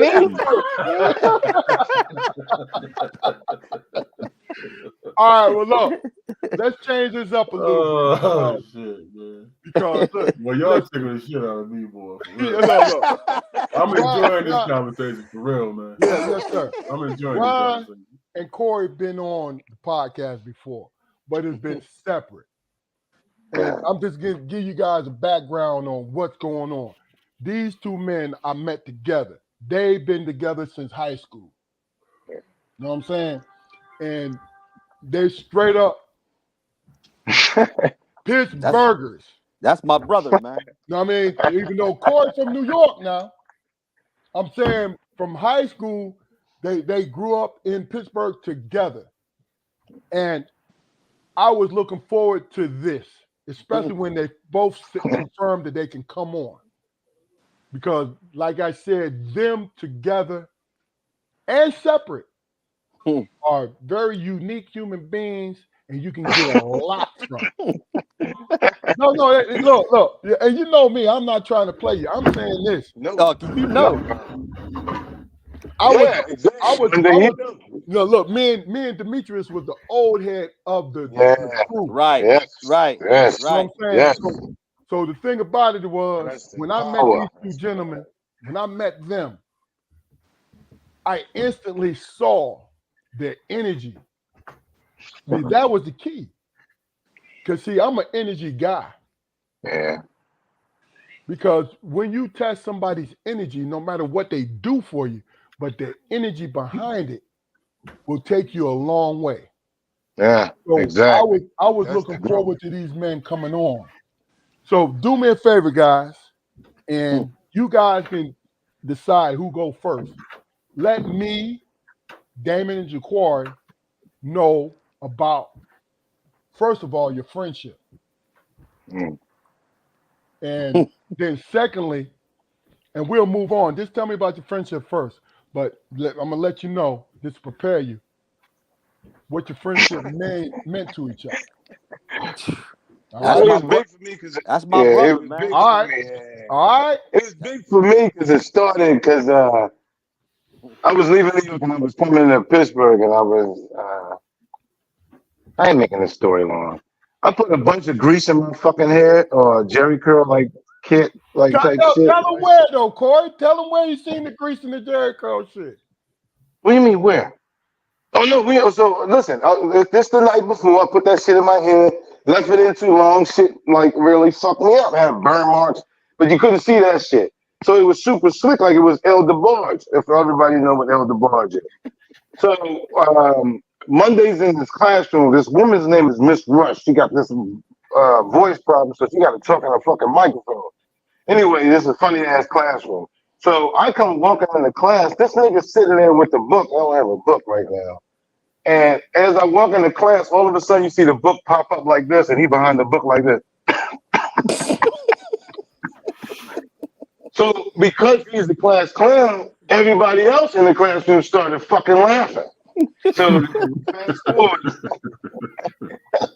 fast forward, the end of the shift happens. Matter of fact, I think they stole Miss Rush's shoes or some shit like that. Because Miss Rush's underarms used to stink and shit. It's like she was really bad. Uh, Rest in peace. So if anything's bad happened to Miss Rush, we love you, Miss Rush. But Raw used to destroy her. So fast forward, class ended, and then there was like a bunch of fucking shenanigans and debauchery going on. And Monday was like, "What's up, nigga?" And next thing you know, look here, nigga. That nigga said my head looked like a wet baby calf. He said, "Cool, walk in class, some niggas head like a wet baby, newborn baby calf." I was like, "Oh my god, this nigga's on here." That was some funny shit because it really looked like that. Hey, but that was my main man from day one. I asked him, hey man, where you? I'm in New York, and I said that's where my family from. All my family, my mom said from New York. That's where my people from, New York. We got to Oh yeah. talking, man, from day one, man. And I was like, yo, where you stay at? And at the time, he was staying on the north side, and I knew what street. So after that, man, we hit it off, man, like that. You know what I mean? But the next time was this is I think y'all knew. I think you and Meech was gone at this time, big dog. Y'all might have still been here. Well, the time me and him, he had moved out crafting. So he had a Okay. car, right? So we go out there. I go meet. He said, he tell me we gonna drive his car, right? So we in the car, he's driving. We get on Parkway West, right? The police behind us. So next you know, we get ready to go party, hit the spot. The police state trooper or something, he flashed the lights, right? So Corey pull over, man. He pull over on the side. Now, mind you, I'm riding shotgun. I'm in the passenger side seat. The cop walks up to the window, man, and goes, you know, what do you say? You ran a red light or something? You went a red light and this and that. It is like, this nigga says, well, officer, I was Drive, driving, but I wasn't. but I'm not driving. He's sitting in the driver's seat. That cop looked at us, man. He was like, Hold on, you know hold on. what? Ron and the cop looked at each other like, Hey, it fucked us up.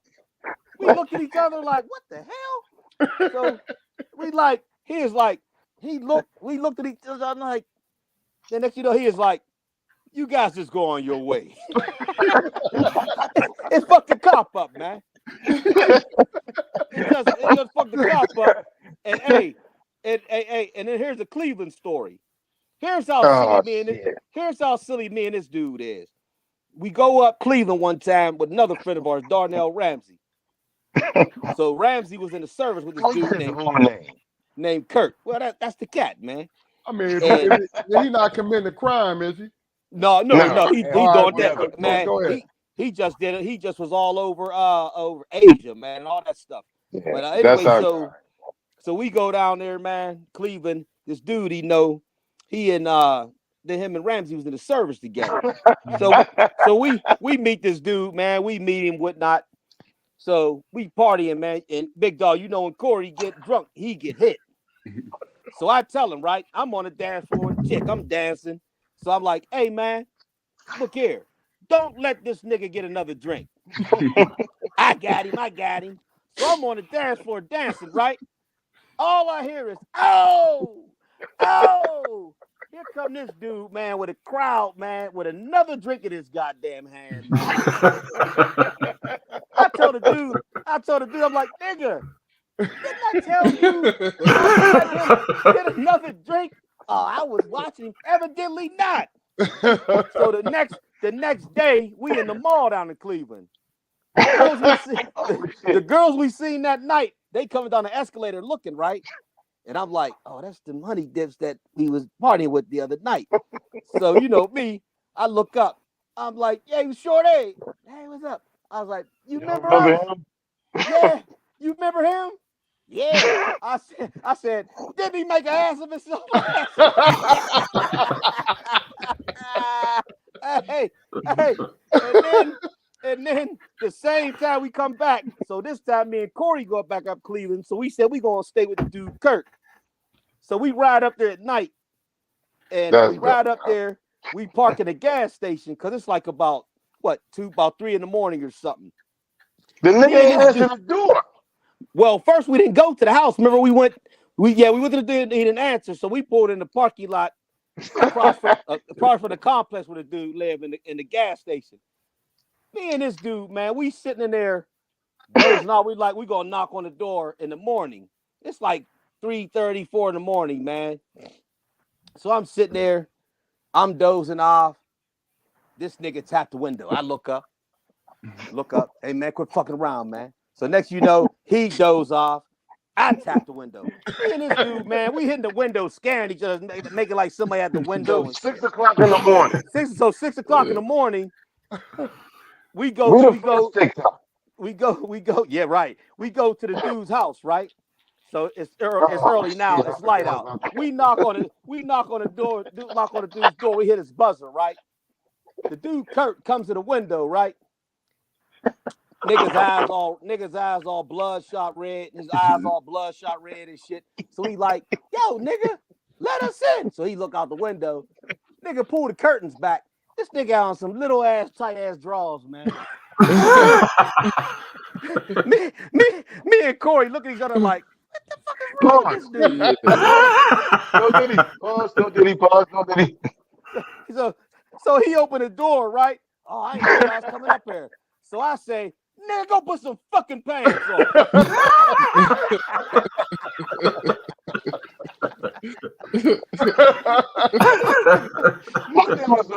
Who the fuck answers the door in underwear like that? If you a guy, yeah, man. I never understood that, man. I never understood that.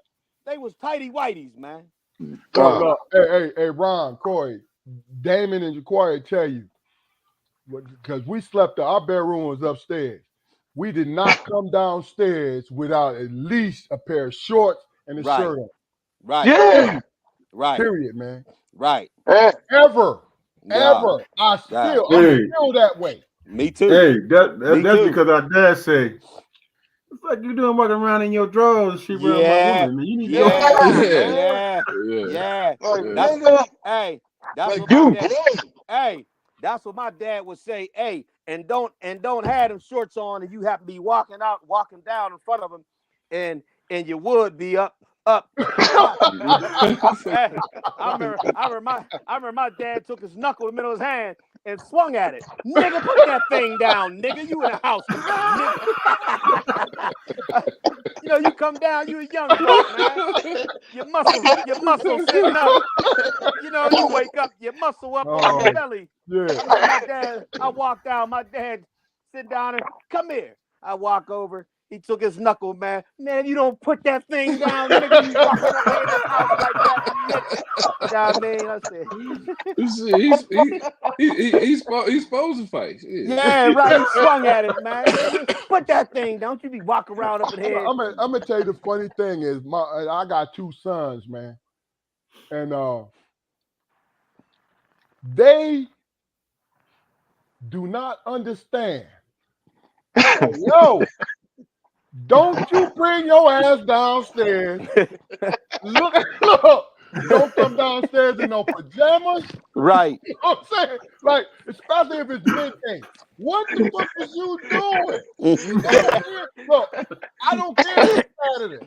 You know what I mean? Like, Oh shit. look, pretend you got somewhere to go. Right. Yeah. Right. Put your jeans Hey, look on and your belt. I'm gonna tell you, my dad, man, he was so serious about that shit. He was so serious about that shit, man. It's when I first got out of college, man, and I was trying to get a job, and my dad was going to work every day. One day, he came to the crib and looked at me. Said I was in the same place I was when he left. And shit.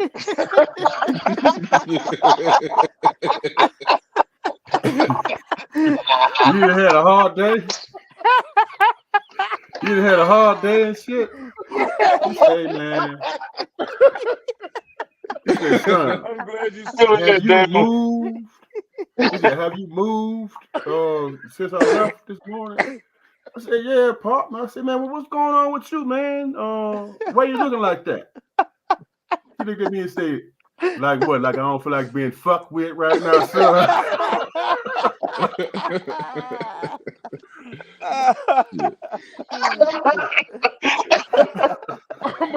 I'm gonna tell you some funny shit. That nigga said in the same spot I left when he left.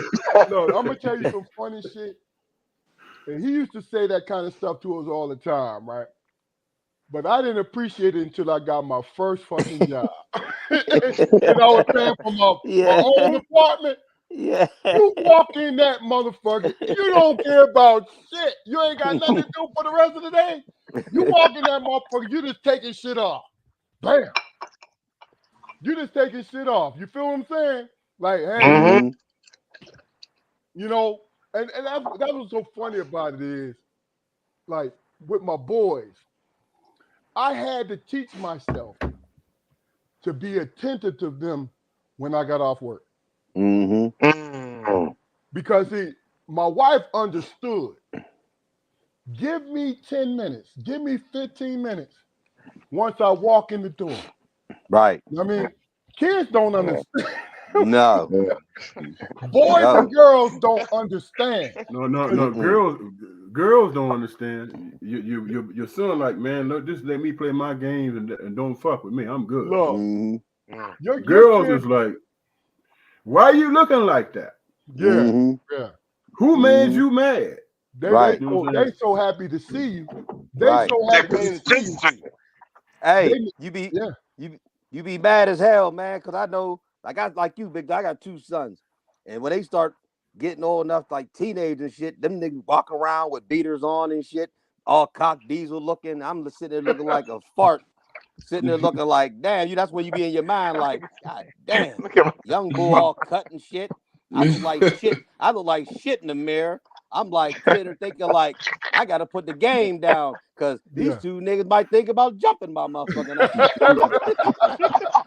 You know what I mean? I'll be winded and shit. They cock diesel as a motherfucker. Hey, right, just on the humbug. Yeah, right. Just like, you know what I mean? They might take the last piece of, they might take the last piece of chicken. know what I mean? Let me tell you, I was trained by the best. Because my Me pops, too. when it came to three of them, I'm 6'9", Fluke is 6'6", and Jaquari is 6'7", 6'8", right? And God our damn. pops, Damn. our pops, What we the had the fuck is fear. We had the fear, even though he was 6'2", we had Right. the fear that he would fuck us up anytime he felt like he Oh wanted yeah. to. Oh You feel yeah. what I'm Yeah, saying? but Because, hey, Oh yeah. he because was look, he was that 5 fingers of death motherfucker though. yeah, he was in Yeah. that karate. You know what I'm saying? And Mhm. Yeah. it's like, and that's the thing about it is, That's a different household. Yeah. so what it was about respect Right. more than Yeah. anything. Yeah. Yeah. Like, look, because you know, when we was youngins in our 20s and shit, me and Fluke, we would have the Rams. So we in our early 20s, we talking shit to each other. Mhm. We get in each other's face, like, oh, blah, blah, blah, blah, blah. You know, that competitive shit, right? Right. And our mom was like, yo, sit down, blah, blah, blah, pip, pip, pip. We ain't listening. Our pops he would come downstairs like, yo, what the fuck is y'all doing? yeah. And it's complete Yeah. silence. Yeah. Complete silence. Like, You know I don't Yeah. allow sit that shit. y'all asses down. Yeah. And That's Mhm. the fastest I'm move that a just boy down makes the with street. a dad Like, sit voice. your asses Hey. down. And Mhm. then know what I mean? and then if he start taking off them shoes and shit, Mhm. just go out in the backyard. Yeah. Yeah. And rolling up his pants leg and shit. Oh yeah. Yeah, Yeah. you know why he was rolling up his pants leg? Because he is prepared to kick you upside your fucking head. That's real. Yeah. That's Yeah. real. Yeah. But look, here's the funniest shit. I'm gonna share it with the three of us. This is the shit that when we get together, we laugh about, and it was just a change of shit, right? Mm. I was a junior at Pitt, right? I came home for the summer. Now I'm old enough because our dad took us through stages of testing, right? So I'm old enough, like, yo, man, I'm not fucking with you. Because I was the guinea pig. I know what you mean. Mhm. I went through all this shit, right? Jaquari and Fluke, they can In other chime words, he in. was a sellout like a motherfucker. No, But go ahead. you said no. You say I was a sellout, but you sat there and watched me get my motherfucking ass experimented on. No, No. actually, he was the smartest of us all. He was smarter No. than I So was that I'm night. an old head, and Damon had not been. I think he was his freshman year at college, right? Jaquari was you hadn't quite made it to. You was like a ninth grader, weren't you? Something like that. So it was the summertime. We chilling. We all drinking. He gave us the permission. We drinking together. So we went and walked in our neighborhood. No, he was on. I'm gonna let Jaquari and Fluky give you that one. But we were on our way back. I said, yo, I told him this. I'm not fucking with you. I've had enough. So I'm going home. Right? Mhm. So we sitting on our porch. We had a big porch. My grandma had a big porch. So we're sitting on our porch. My dad comes in. Now he got the Rams. He wants to wrestle. Mhm. He calls me out first. I said, yo, no. I said, no. I've had enough. I can't do it no more. Right? He said, you punk. Fuck. Right? And Fluke was like, yo, man, I'm not fucking with it. So Jaquari was about 6'6" at the time, some shit like that. Jaquari's like, because he didn't go through the shit that me and Damon went through. Mhm. Right? Because our dad always prepared us for life. Right. You That feel what I'm discipline saying? shit. That discipline and all that bullshit. Right. And it did. It prepared us for life. Right? Yeah. But I was like, yo, I'm not fucking with it. Damon was like, yo, man, hell no. Because Damon had just went through some dumb shit with him down the street. Now he'll tell you about that. Now he went through some dumb shit with him down the street. So Jaquari's like, yo, I'll wrestle you because you know he's a young one. He's Yeah. like, fuck it. Yeah, I'm with you, fella. Hold on, Keith. Let me say this. When we was walking from the store, we was That's walking what from I'm the talking store. about.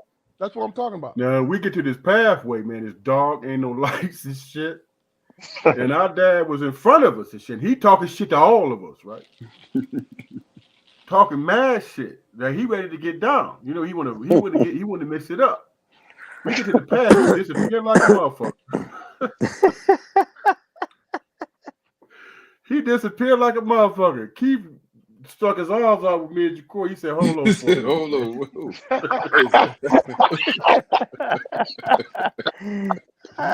Hey, son, we saw some bushes moving and shit. Yeah.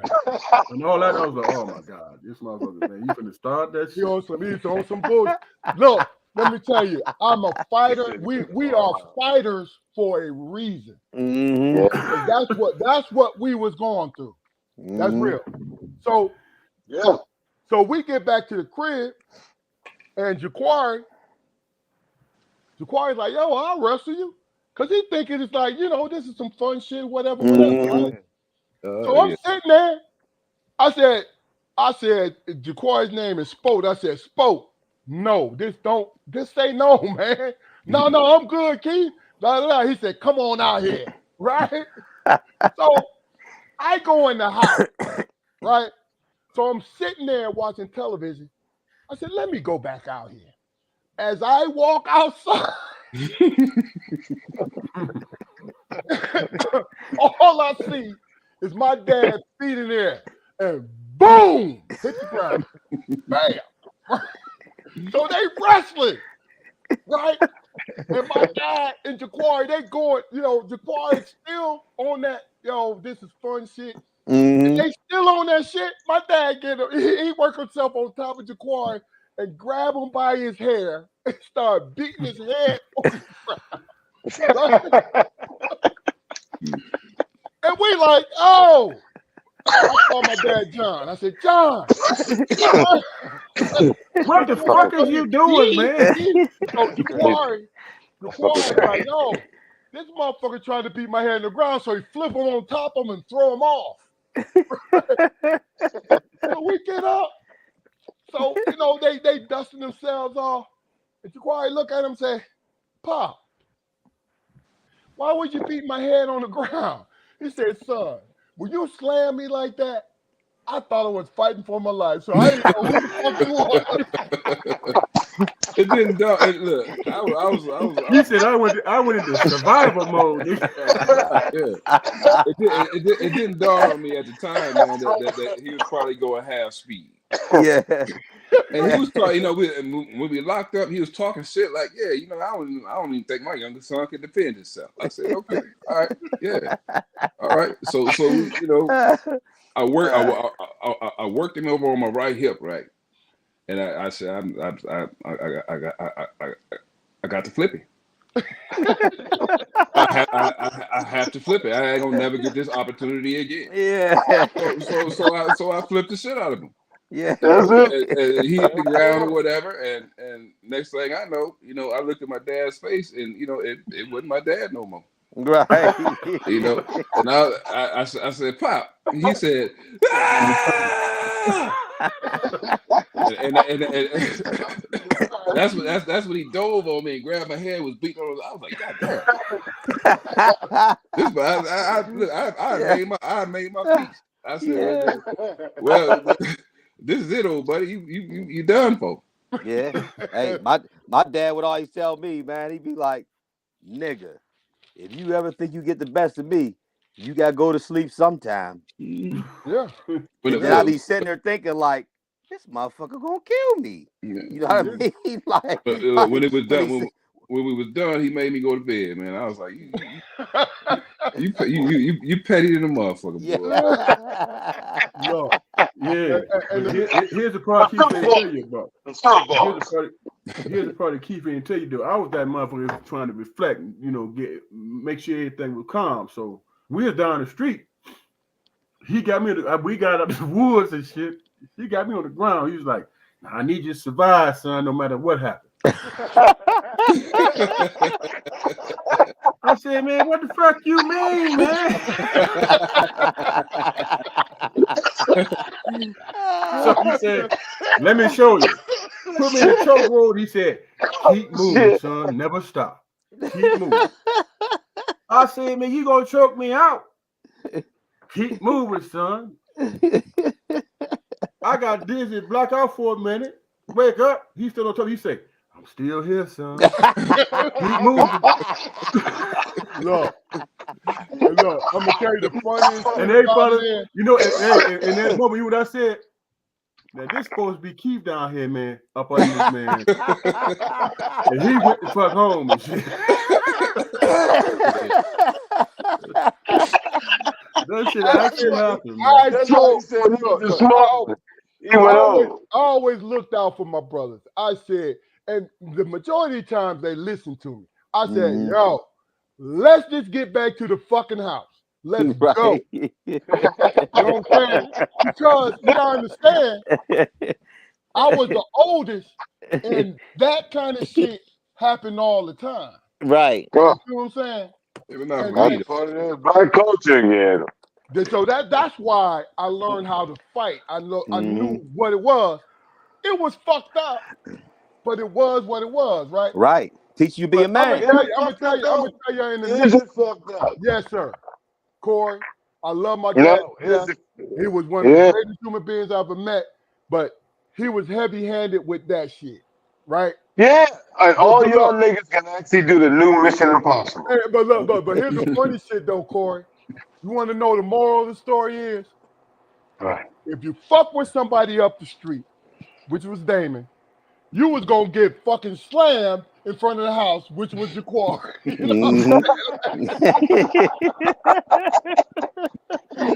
look, love him to death, but he deserved that slamming. Because like I said, when I happened to walk out the door, and I was gonna be the peacemaker. All I saw was my dad feet in there. And all that, boom! Hey yo, his shoulder was fucked up for 2 years after that. Look. I'm gonna tell He you had some upper crack ribs and shit. I'm gonna tell you the funniest shit. And we talk about it all the time. When you got slammed, Damon said, "Oh my God." I said, "Oh, he good. He good." But then he survival mode kicked in, and he grabbed Spoke by his head because Spoke had an afro and shit. He started putting his head on his floor. I was like, "Now pop your roll, man. Don't do it." But look, let's do this. We on the vapors. We're gonna bring it on home, guys. I want to thank y'all because I knew this was gonna be what it was. With my brothers and yourselves, man. This is some earnest conversation. It's been funny. It's been real. The whole nine. But I'm gonna take it back to you and Corey, Ron, because you're Pittsburghers. I've always felt like Pittsburghers. And this is everywhere, but this is my experience. Pittsburghers were some genuine people. Yeah. Like I said, Corey, you came from New York, the whole nine. But just the genuine energy that I felt. Yeah, exactly. Same, man. My mom and dad took him after like he was their own son. And his dad did the same with me, man. So, Corey, I'm going to start with you. What did Ron's friendship mean to you, just as a man, period? Growth. Then you, Ron. Yeah, growth. Because you have somebody to give a different perspective. Let me not. I have two brothers, Omar and Kareem. Love them to death, but Dre, Big Dog, Monday First, definitely. All of these people were key factors in giving me different perspective to life. So their friendship for me, they don't know it. I mean, I think that you guys know it now, but they didn't know it at the time. I latched on pretty much like a barnacle. And if you know what a barnacle is, that's on the bottom of a ship. as soon as I actually seen what their life was and how it was and the care that they had for them from the people around them, it became that thing. So that's what it was when it came to me and Ron. Like I said, like both of us said, after the high school situations, when we were at his house, the interaction with his mom and dad was one that I'm never gonna forget. I'm never gonna forget. I'm never gonna. It's why I'm the man I am too. Part of why I'm the man I am. Okay. Okay, Ron. Man, it's but that man, I got sisters, man. So from Core, that's the right hand man. You know what I mean? Dre, you, Meech, Dave, Miller, Zay, everybody, man. Knobs, Suave. I just considered all y'all was brothers that I ain't never had. And he definitely Yeah, the brother yeah, here. This is my brother, yeah. man. I don't even say my friend, man. I always say from from The I'd say first day. from by the time we got to high school, man, it was Yeah, like, man, we introduced go somewhere, man. Oh, it's my brother. We went on met some females out or something. Oh, it's my brother. It's my brother. yeah, And still to this day, we still do that same thing, man. That's my guy, man. Like if he had beef, I got beef. No doubt. You feel me? yeah, yeah. That's how So we roll, man. Oh, man, this dude here, we man. talk Such about and it such, such, such. afterwards on who's wrong. Right. But if he Yeah. got beef, then I got beef here. Right. Right. Yeah, man. But Oh Yeah. yeah. Okay. All right. There's this last question. This for all four of you guys. Damon and Jaquari, you came to see me a lot in Pittsburgh, right? And Ron and Corey, you came in high school. Ron, you grew up in Pittsburgh. Tell me what Pittsburgh means to all four of you. We'll start with you, mm, Damon, and then we'll go to Corey, then we'll go to Jaquari, then we'll go to Ron. When I first heard these two brothers speak, man, I made a connection. You know what I'm saying? That Pittsburgh joint, man. It is what it is, and we all of us got mad stories. We all connected. Mm-hmm. yeah, We all connected, man. From yeah. Clive Vaughn to me to all the way down to where y'all at, man. It's a connection, and that Mm-hmm. university connects all of us. Oh my God, that's it right there. What he just Yeah. said. And our experience, man, and it's from you can go through hip hop from Public Enemy, moving on up. We all connected on that level, man, and we did our thing and we took care of each other. You know what I'm Right. saying? Yeah, No doubt. And it was that love, and it was that protection, and it was that thing that was there, man. That 30 plus years later, it's still the same damn thing. You know what I'm saying? Mm-hmm. yeah, Yeah. I can hear y'all voice, and I was like, oh yeah, I remember spending time with y'all. I remember all that shit, Mm-hmm. Yeah. you know. And there's things that we ain't talk about. That ain't nobody else's business. You know what I'm saying? Right. Nope, nope. Right. But it's us. Right. Yeah, Right. yeah. No doubt. Right. That's why It's I us. appreciate you brothers and what you guys doing, man. Seriously, like even being on this tonight is just is bringing back memories. Tomorrow I'll fuck around, might not be here, but I'll have this memory in this moment or this instant, and that's what Yeah. my photography is about. It's about the moments, man. It ain't about shit else. All that future shit. I don't know what the fuck is going on tomorrow or next day. All that other Right. shit. Fuck out of here, man. I know right now I'm having the best time of my motherfucking life. Who There it is. else? There it is. There it is. All right. Before you go, Jaquari, Corey, you got a lot of shit going on. And Ron, when we come to you, if you got something going on, talk to us too. But you got a lot of shit going on. You're an Yeah. artistic man. Talk about that before we go to Jaquari. It's photography is everything. My daughter's everything. She's the creative part of everything that I do. Creating a podcast now called Short Stories, where I actually have short stories where I talk to people, but it's along the lines of the Seinfeld type shit, where it's about everything but nothing. So you might have a serious note, and then you might have a motherfucking joking note. It might be Wrong Monday because I feel like there's a lot of comedians out here in the world today But this nigga is one of the funniest niggas in the world. And before I go, can I tell one more Yeah, go ahead. story about us, right?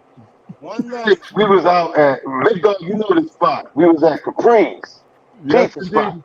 Yes, indeed. So we out front, that hotel in the back there. I'm gonna paint this whole fucking picture in this motherfucker.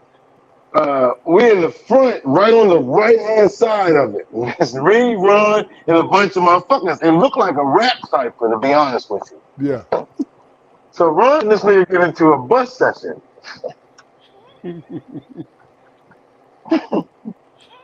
nigga, look, okay, you know we in the pause era, right? So what I'm gonna say is gonna be paused before I even say it. No doubt. No doubt. This nigga Ron says to this nigga, "Fuck you, nigga. Your dick so small you can pee on your balls." Now, at first, I didn't get it. Then you start picturing the shit. Hey, I got through my head across the fucking street, almost got hit by a car. and I said in front of his woman. He was with his woman trying to show off. She laughed. He looked at her like, "Bitch, what the fuck you laughing at?" Exactly. That's one of my most memorable moments because even when I told the joke right now, I just kept seeing him thinking, "Fuck you." That's why you can piss on your balls. I said, "This nigga's dick must be motherfucking." Hey, big dog. Let me get one more in. Hey, Rug. Remember this one? We ran to the after hour club. You remember Big Dog, the one on Homewood, the Travelers Club. Travelers, yeah. It smelled like a dog. Me and Corey in there, right? We was at one spot earlier where you couldn't wear no sneakers. But we had some shoes on, and then we got in the car. So once we got in the car, we put our sneakers back on and go to Travelers Club. So we get out East Liberty, right? The Pittsburgh police pull behind us and shit. So this, you know, they pull behind us, right? Hit the lights. I'm driving this time. So the cop come up to the window. "You guys been drinking?" No, we ain't been doing no drinking. It smells like marijuana in here. I said, "No, it don't smell like no motherfucking marijuana. It smell like feet. My shoes sitting in the back seat." Hey, can I say this, man? Can I say this? Yeah. Has there ever been a police force worse than the motherfucking police on campus, man? Woo! Oh, Pittsburgh. Yeah. Oh my God. They thought they was real cops. Damn motherfuckers. You talking about fucking. Corey, there was real cops. They could arrest your ass, man. Yeah. I saw them out there do so much fucked up shit, man. Oh yeah. There was dick. Oh yeah. Oh yeah. Yeah. Jaquari. That's real. I forgot all about that too. Yeah. Jaquari, on you. You know, when I was going up there, man, I was in my young teens, man. You was a youngin', yeah. You know, we all sitting up in the old man, passing pictures around and everything, man. I learned a lot during those times. Mm-hmm. Just about how to conduct myself in the company, in the company of men. Yeah. You know what I mean? We never know we was doing it. Maybe Big Dog. It's one thing, man, about Pittsburgh being from here is when you from another city, when you come here and you meet somebody from here that's cool and down by law, man, you immediately become family. Yeah. That was the same with me and Miles, man. When me and Dre hooked up, the first time me and Dre, Corey was at a service then. How me and Dre hooked up, we was out Oakland, the same club. But I was rolling dolo, man. I sit out there and Dre be on his bike out there. And I remember he got into some Homewood cats, man. But hey, Ron, you was there. Hey, Ron. You was there on Forbes when Jay, no more club. No more club. Oh, you were there too? No, I wasn't there. Listen. No, you was there. Jaquan was there too? No, I wasn't there. I was not there. I heard that story. Yeah. Damon was there. Damon was there. Because you remember that shit. I was parked across the street with my car across the street, but I had seen Dre, so I walked up to him. "Yo, my man, what's up?" "Yo, where you from?" "I'm from here." "He from New York." "Yo, man, I'm with you, bro." He was like, he said, "Yeah, I see. He said, "I do be seeing you, man. "Out there, you be rolling by yourself." And I said, "Yeah, I see you." And he was like, "I said, yo, man, I ain't gonna let them dudes jump on you, man. I'm with that." No. And, First of all, that was that North Side shit. See, right, Yep. North Yep. Side right, dudes do not give a fuck if they like right, you. Yeah. They with right, you. right. Yo, the funny shit though, Ron, is he had us up in there deep. Dre was just on some. He was on his bike. That's the Mm-hmm. funniest shit. Mm-hmm. Look. Hey, Damon, he wild out about that. He said, "Yo, I remember when Dre was on his bike. He was like." There'll be no more club. He, hey, and you know the dudes he was saying that to, them was some dudes from Homewood. They was Crips. Yeah, Yeah. There'll be no more yeah, club. yes, sir. No more club. Yeah, hell yeah. I think Pooch Damn. and D was there. Yeah, Uh-huh. I think they said Pooch and D was there. Yeah, Yeah. they were. Because They were there. yeah, Pooch They was were there. Yeah, I Pooch was was there. loving Bill Hey, actually look, saying, just Corey, remembering things. Corey, we was all in there. Mm-hmm. It's just Dre was outside, and we ain't know. We came outside to it. Yeah. You I know what was I'm out saying? there with him. I was outside Yeah. with him. And I seen it go Oh, down. I was listen, like, nah, I ain't gonna let them I jump know, on you, bro. I know we trying to go, but the night there was the Detroit versus Pittsburgh fight, the niggas remember that? See, I don't remember that. I was off campus Where by at? then, though, right? Nah, this was at Strip Stead. Am I supposed to say that name? Oh, yeah. Yeah, you know, because you was the one that started it, nigga. Who? Me? You. What I do? Okay. I had a bad night again, as Big Dog and Monday always say, so I'm out front. Fuck these bitches, man. These motherfuckers, blah, blah, blah, blah, blah. Drunk again. So we get outside. There's some dudes in there from Detroit. Dudes got the finger waving, this, that, and the other, blah, blah. So they come outside. We at a standstill. I'm at the front. I'm trying to be Malcolm X and shit. I'm like this. We're brothers. We need to love each other, this, that, and the other. All of a sudden, you hear out the back, Ron Monday say, fuck that. Bing. Next thing you know, we fighting all the way through the parking lot down onto the street. Remember that Monday? Yeah. Big Dog, I don't know if you was there. You know, let me tell you this. When I said earlier that Corey and Ron was active, they was active in Pittsburgh. They were. They were. They were everywhere. Like me, Hey, look, me and Demetrius and Bill Yeah. and Mullins was everywhere. No, they were everywhere. That's the truth. hey, me Jafar, took me to a club. Me took me to a club, man. I just got arguing with a nigga on the team. That's another story. But he took me to the club. He say, I got my dog with me, man, family with me, man. This motherfucker got me in the middle of some bullshit. We finna get down with some motherfuckers. And I say, man, how we wind up here? Because I can only trust you and shit, man. And we gonna do this and this and that. I was like, the fuck, man? Are you serious? yeah, yeah. Hey, Meech Jafar. love, man.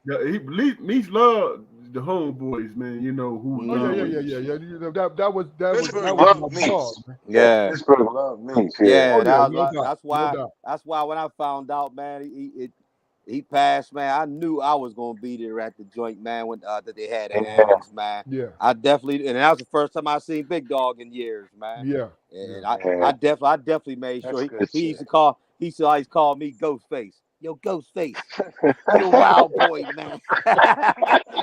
Yo, Ghostface, yeah, yo, yeah. Ghostface, you a wild boy, man. Look, let me tell you that, and that's the thing about it is when it came to leading and affecting men, Demetrius had that Yeah, quality. Yeah. yeah, Yeah. yeah, Yeah.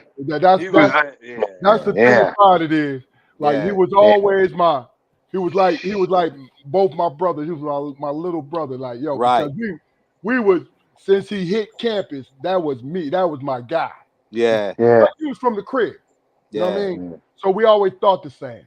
So yeah. that in itself that's for another show. This Yeah, dude always he got always me. treated me like I was. He always be like, "Yo, Coach Yeah, Lex, you my little look. brother, man." He always got me in some shit, and Damon was privy to a lot of shit that he got. I had to pull him back. Yo, no. Just come on, man. Let's go. Mhm. His motherfucker he almost made me commit some shit I shouldn't have been Yeah, involved Yo, in. yeah. To be yo, honest with you you, know what's All right. funny? Big Dog and Meek used to be like me and Ron.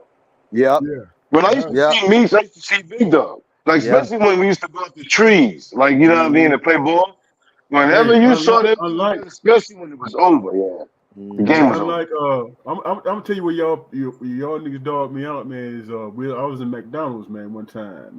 What's my man name from Harrisburg? Oh, Larry Proctor. Proc. Uh, Proc got me Big jammed up in Prop. some shit, man. Look, I'm gonna tell you the And crazy shit, right? I had to work that ask night. Bill about that shit. Yeah. I had to work that night, and because Damon had came up to Pittsburgh, him and his wife had came up to Pittsburgh to live, and I said, "Yo, I gotta work." But Mhm. my brother Damon, they knew him already, but he like, "Yo, he wants to hang out." I told Bill, take care of him. I said, if you put him in some dumb shit, right? You know, cause Philly, Bill from West Philly. I said, you put him Mhm. in some dumb shit, me and you got problems, right? So I worked 3 to 11. No, it was overnight. I worked overnight, got up at 7 o'clock. I get to the crib. Damon sitting in the crib. He said, "Yo, bro, I almost got arrested last night. I almost dead." I said, "What?" Right? I called Bill. I said, "Yo, what the fuck, man? Didn't I tell you?" He said, "Man, it wasn't my fault." He said, "Larry Proctor, who couldn't hold his liquor." Mm. Boy, you remember the McDonald's on Forbes, right? That was Yeah, open Yeah, 24/7. yeah, yeah. yeah. They went in there, right? Larry Proctor's had the Rams for whatever reason fucking with the off-duty Pittsburgh policeman in there, right? So Larry Proctor started talking shit to the policeman, and he fucked around and poked him in his chest. Mm. Next thing you know, boop, boop, boop, boop. He in handcuffs, getting ready to go to jail. Mm. So my man, who's used to fighting policemen, steps up. Damon steps up like, "Man, what the fuck is you doing?" And He's stepping to him, right? Motherfucker ain't had no uniform on. Fuck But him. look, I'm gonna tell you the crazy. This is crazy shit. But he was in handcuffs, man. What the fuck? You smarter than that. I know Bill, but the whole time Bill was like, Bill, Fluke, what you doing, motherfucker? I'm okay, what? responsible for Okay, your what? ass. That's what saved Bill's ass because Yeah. he stopped him from doing some dumb shit. Right, You feel what I'm saying? right, right. But look, Jaquari, go ahead and finish. Then we're gonna come to you, Ron, and then we gonna close this thing up. No, I mean, like it was, I at that point in my life, man, I'd have my core friends at home, back in Ipsy and everything, man, and it was sort of like a situation where I was the first one to branch out, as far as traveling, man, as far as being accepted by an older crowd and everything, man, and I thoroughly enjoyed it, man. I mean, I had a hell of a time, man, a hell of a time. Mhm. All right, hey Ron. Before I go to you, I'm gonna tell the story about Jaquari. We was at the top of the O. Y'all remember the top of the O, right? Mhm. Yeah. So we at the top of the O. Me and Jaquari. Jaquari and my parents came up just for a weekend visit. So I got Jaquari in there. Jaquari maybe about 17 or 18 years old. So we sitting down, got a pitcher of beer. We're sitting there just Talk drinking. pictures. So we sitting there drinking $5 pictures, $6 for Moosehead pictures, $5 for.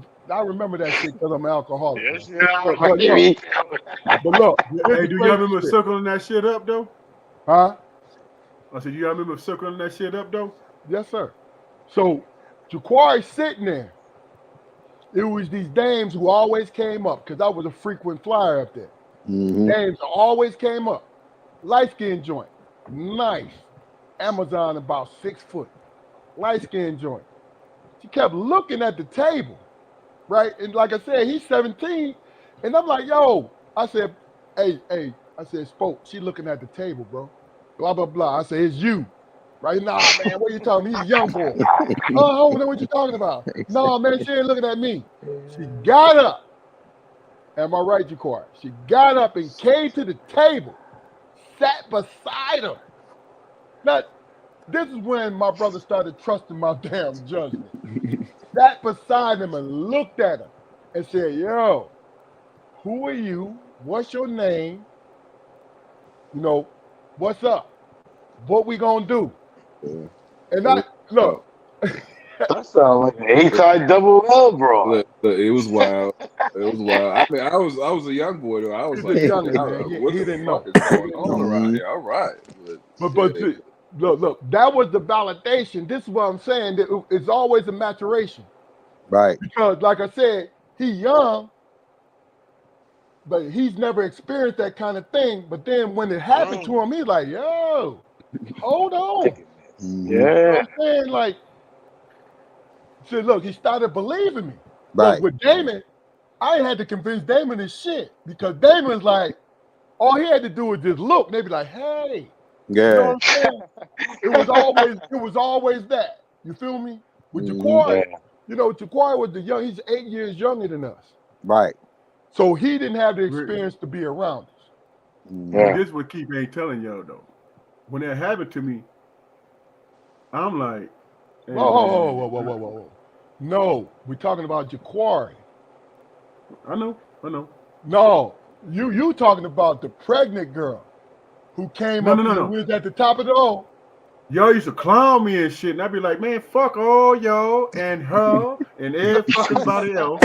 Fuck all you motherfuckers.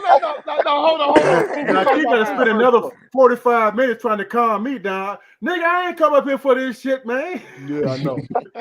But you did. You did. But look, here's the crazy shit. Another story, top of the O. This is when he was young, right? You talking He about came up to Ironhead? see me.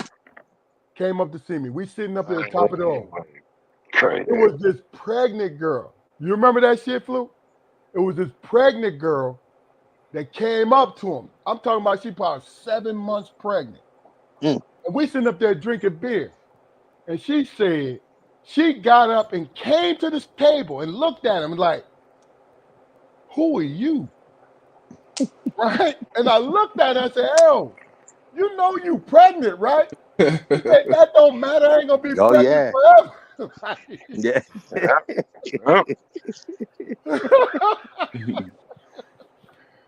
And that's all it was there, man. yeah. So, Ron, you a Pittsburgher. Tell us your overall impression of being a Pittsburgher. Mm. Mm. That's we real, man. I mean, there's fake everywhere. Fake everywhere. But Yeah, just real, man. Like I said before, with one thing about it, when somebody else come in to the city from another city, man, and we meet them and lock up with them, man, we make they family. We make them family, man. yeah, We just make them family. That's like y'all, man. You know, me and that dude, man. Me and him go back over 37 years. Me, you, rest in peace of Meach, Dre, Miller, you, Big Dog. I go back with y'all about 34 years. You feel what I'm yeah, saying?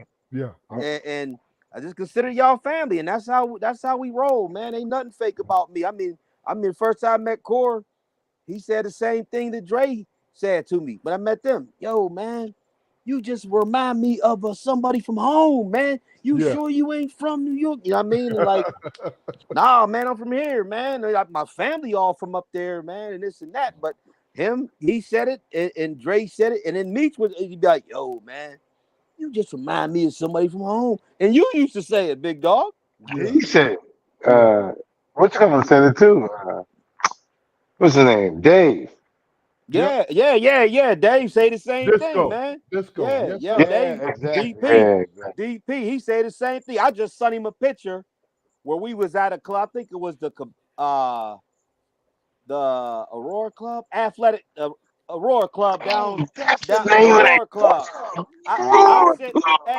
the Aurora Club after hours on the hill on Fifth Man, Avenue. I just not too Look, long Big ago. Dog just took his head. He know. I man. just sent Dave a picture that we was all in.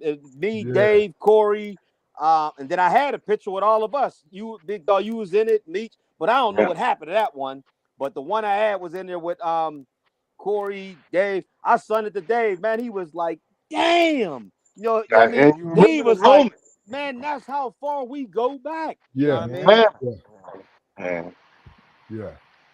Hey, That's look. why I figured y'all family, man. That's how I figured y'all ain't saying y'all my family, man. And I feel the same way, brother. You know that. You know 100%. that. Y'all my family, man. Y'all my family. Thank all y'all for reaching out to a Mom Dukes pass, man. That really helped me out, man. Oh yeah. Yeah. No doubt. But look, this is Strong Perspective Podcast. We here every Friday at 7:30 with the real authentic people, with the real authentic conversation. Whether you like it or not, this is where we are, and this is what we do. I appreciate I appreciate my brothers always. We 2 years strong. Corey, Ron, thank you, man. Man, anytime. This is sincere because you got You your already presence. know, man. Your You already presence, know. your presence is golden. You already know. Do us a favor, go to our YouTube channel and let your people know to go to our YouTube channel, like, share, and Hit that button. subscribe to it. It ain't gonna take that long because we want everybody to see what we do. Right. We promote conversation amongst people, not real people, because there's no real definition of that. I'm talking about people, period. Right. What's on your mind, how it's on your mind. You feel me? Before we go out, any last words, gentlemen? Hey, I Ron. know I want to say, hey man, you know I know what I'm saying. that $1 million worth of game. I Yeah. love that. But man, me and that dude Rug right there, man, Corey, RUG, Rug. I call him Rug because he got a beard like a rug, man.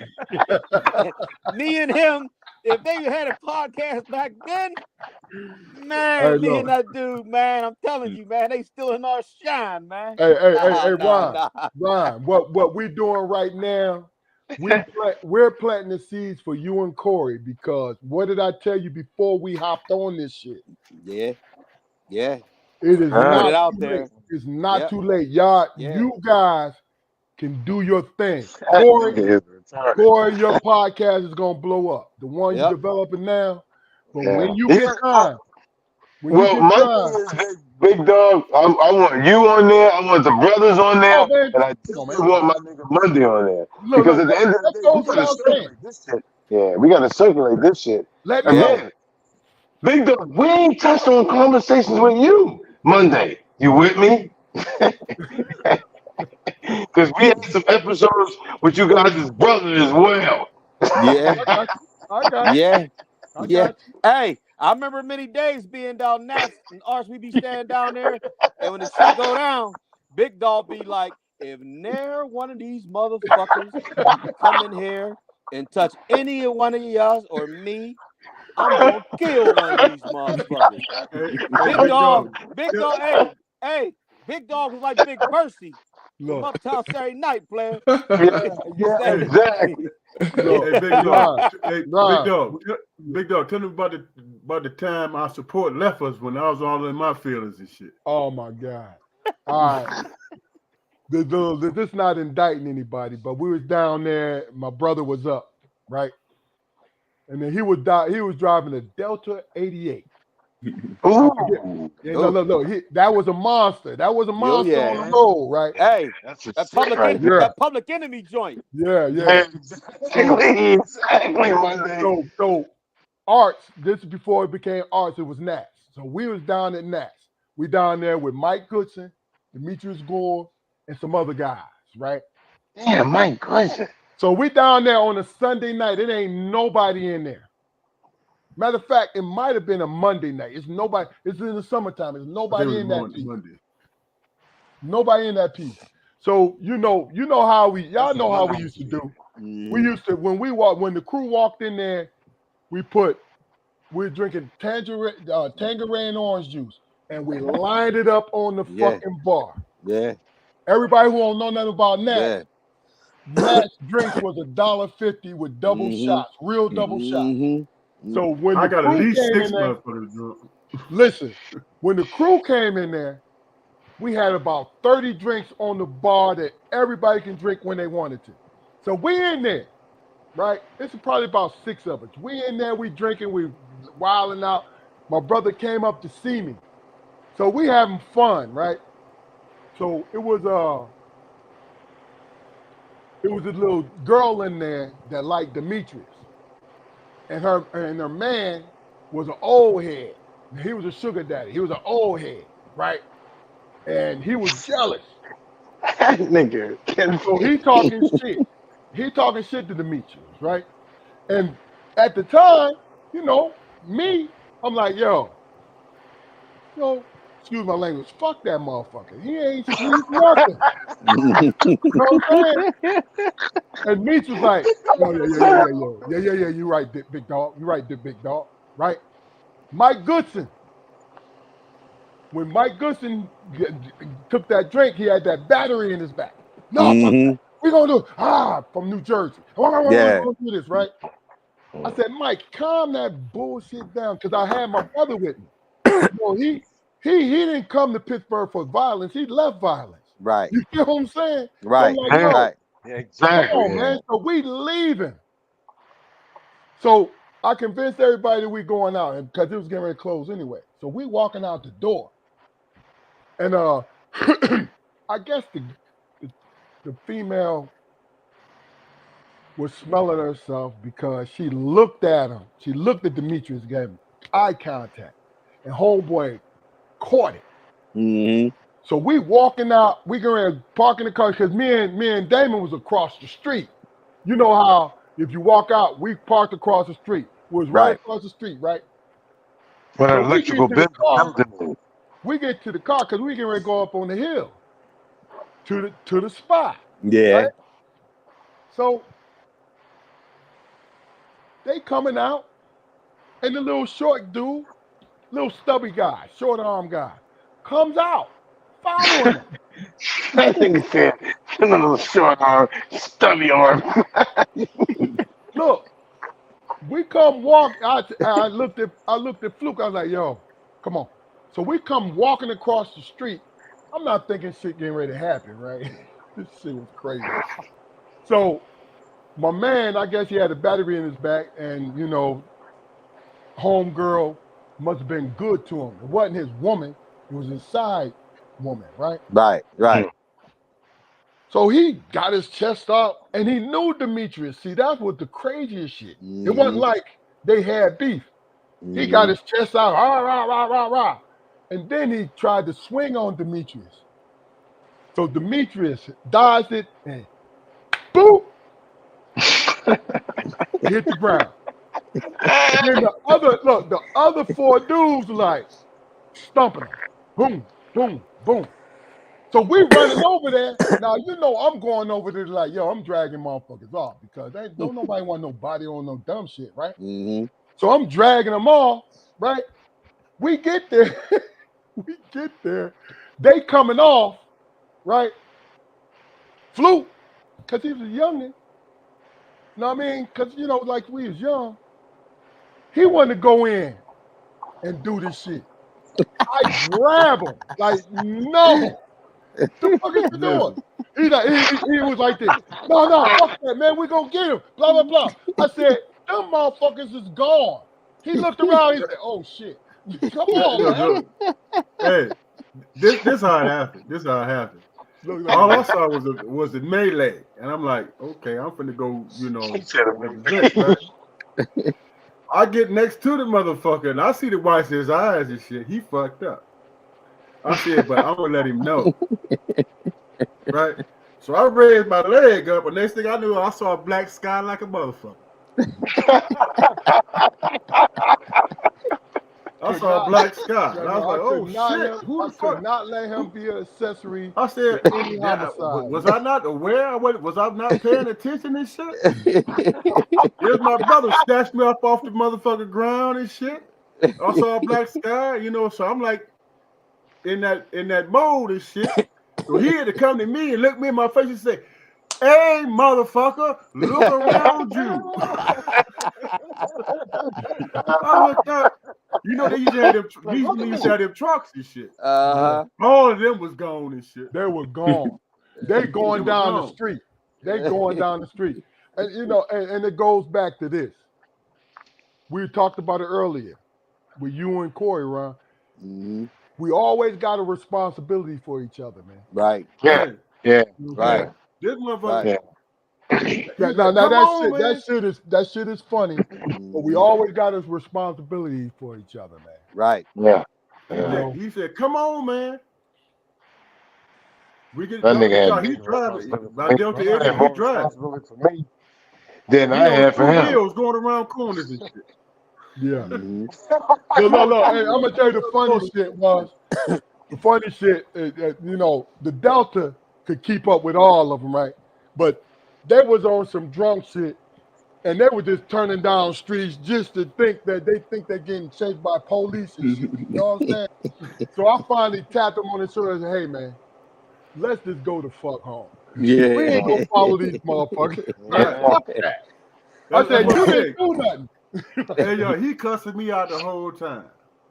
Look, I said, "Man, why?" I said, "Why you grab me like that?" Because I was ashamed because he snatched me off my feet easy as a motherfucker.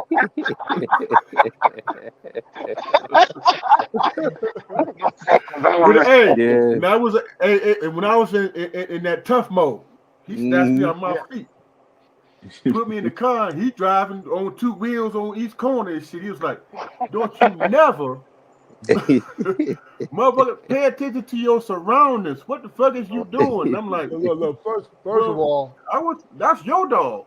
we look. We all know too many people who went to prison, man. Yeah. Yeah. You Yeah. understand what I'm saying to you? Yep. Mhm. Yep. So, Yep. and me and my brothers was always privy to that life because our dad went to work, but he was a Right. street dude, man. Right. You know That's what how I'm saying? mine was. Yeah. Yeah. So it's like me personally, that this was always my take. I did not like it when it infringed on my regular life. Yeah. I understood it. I Right. understood it. I Right. know it took place. But when it came into our family shit, Yeah. oh yeah, I was a fucking prude, man. Mhm. I'm like, man, fuck you. Mhm. Especially like if I gotta get active, I'm gonna get active. Right. No Hey, doubt about it. hey, Right. fella. At the time, I was 6'5", 230 motherfucking pounds. Who the fuck snatched me off my feet like that? But look, Damn. because you gotta think about it. Even though my brother was a grown man, both of them was grown men. If they in the city that I live in, I'm Right. responsible for them, man. That's right. Oh yeah. That's That's how right. I feel. That's I right. That's love how I that feel. right there. Yeah, I That's love right. that right Yeah. That's right. All right, look. I knew this shit was gonna be great because of y'all personalities. We You can know do what this I'm shit saying? all night, bro. Yes, sir. Yeah.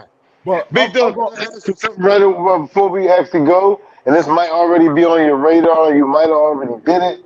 But if you ever have a tribute to me, can you please have me, some of the people from Yeah. Pittsburgh, No. Yeah. Look. I haven't all did of it yet, us. man. I Yeah. haven't did it yet, Corey, I because love you to gotta tell those understand. stories of us, man, because those really meant something to me.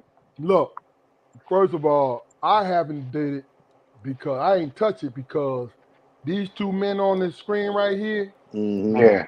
I put them in the same category. It was always those three people that I gave a genuine fuck about. Mhm.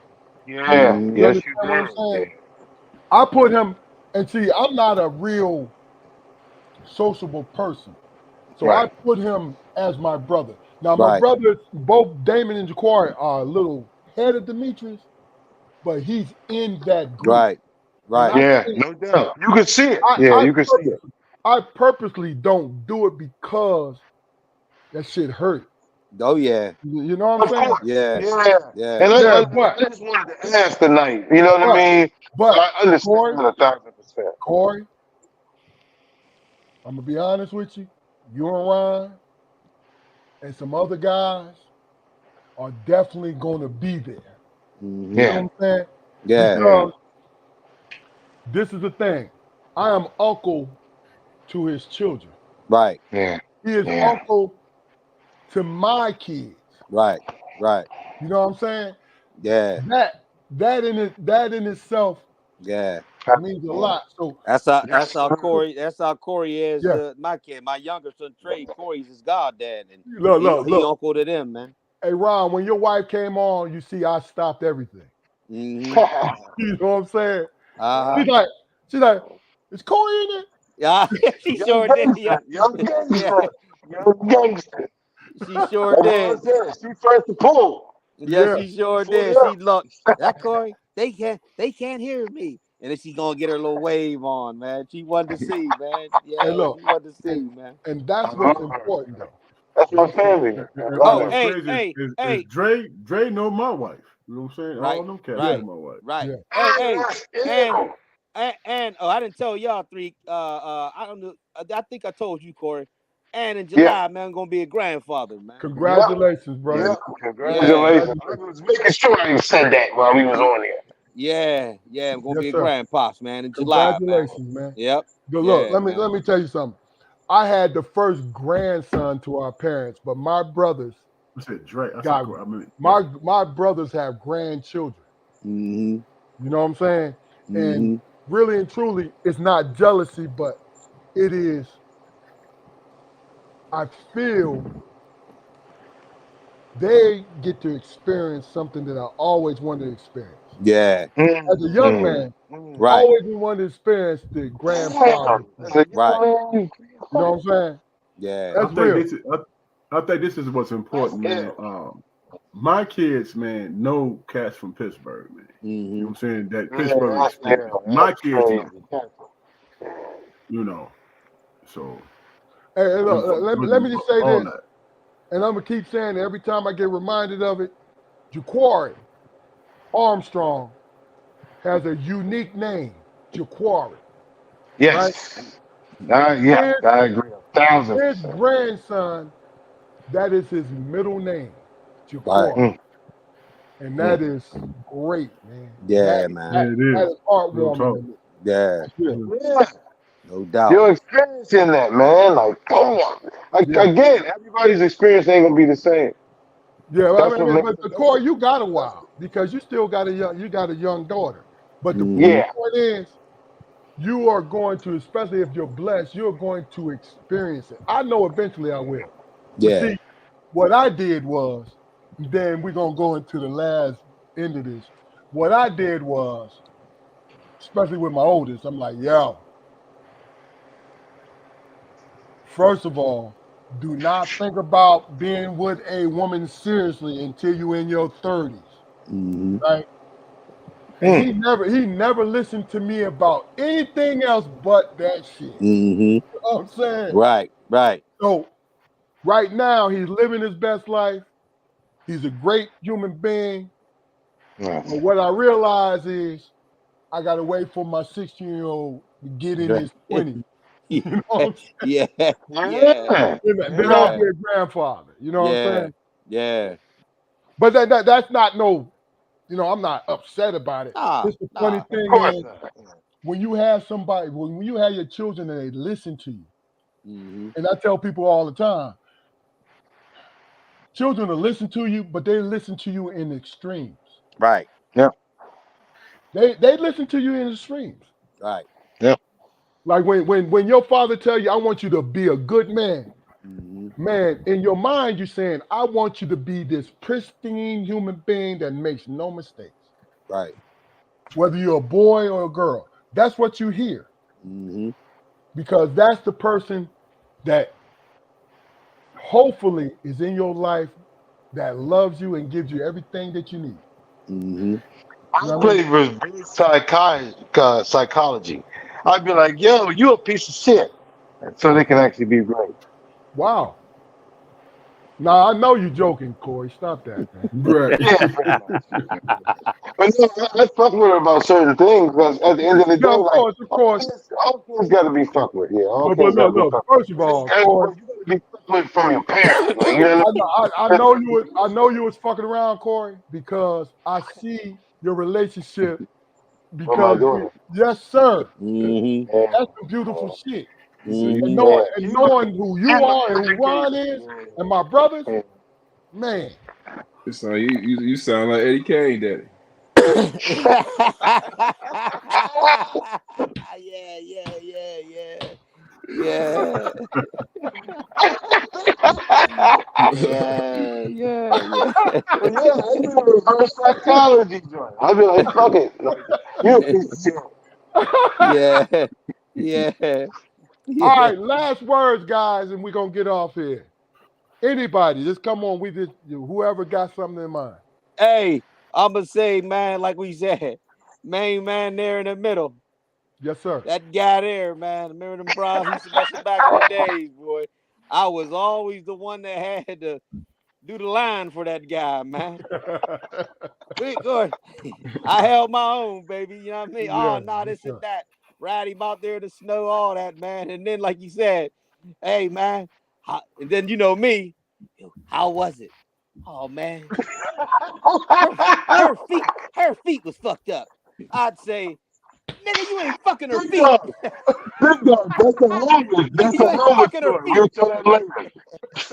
Nigga, That's you a ain't fucking homeless her feet. story. You ain't So fucking her when he feet. said that, I was like, this nigga, man. Hey, George, can nobody talk to you like that but him?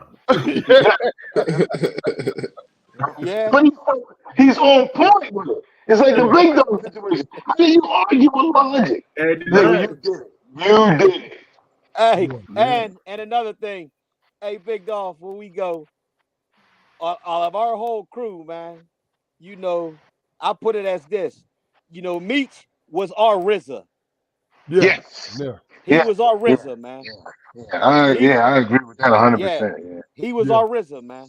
He Oh was yeah. our RZA, man. No doubt. No doubt. me made me stand on some shit, man. Mm-hmm. You know what I'm saying? Big dog too. Because Like, we they came from both. the same place. Yeah, no doubt. Oh That yeah. Detroit We came thing, from the I same didn't know place. how big it was until I met Big Dog and Yeah, Meeks.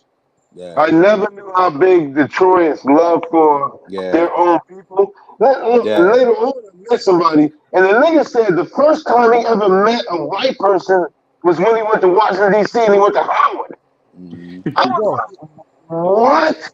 Listen. I Let me think, man, at my age, man, who I am right now, man, is when y'all brothers come on, I can recognize my Yeah. upbringing, how I grew up, and Mm-hmm. who I am as a Yeah. motherfucking Oh, man. Yeah, thanks, dude. Yeah, y'all yeah. do that You know for what I'm me, saying? man. And that means something. You know what I'm Right. saying? Yes. See, You that's where all know, my fans. we That's ain't where all seen my each other family in from. almost 30 years. Yeah. Yeah. Until we started the podcast. I ain't seen you Right. brothers damn near 30 years. But Right. Yeah. Right. when Yeah. y'all start talking, and I listen to the Mm-hmm. accent, I Mm-hmm. listen to the memories and all that shit. I was like, Mm-hmm. that's part of my life right there. Yeah. Yeah. Yeah. That's where a lot of that's where my dad's side of family is from, Detroit. Mm-hmm. Mm-hmm. Yeah, my dad's side of Yeah. family from Detroit, man. Yeah. On my grandfather's side. No doubt. Yeah. Mm-hmm. No doubt. Hey, look. We Detroit born and bred, but also we're gonna mix Ypsilanti, Michigan into that situation too. That's Gotta right. say it We again. gotta shout out my Window. mom's That's home. right. Yes, That's sir. right. Where I'm at, where I'm raising my kids, they real too, man. Albany, Mm-hmm. Michigan, they real too, Yes, bro. sir. That's right. Yeah. That's You know right. what I'm saying? Jaquari, I'm any, talking about real people. yes, That's sir. right. You know what Yeah. I'm saying? Yeah. Jaquari, anything last, brother. Gentlemen, I have enjoyed the conversation immensely, man. Learned a couple things and felt open enough to accept some things.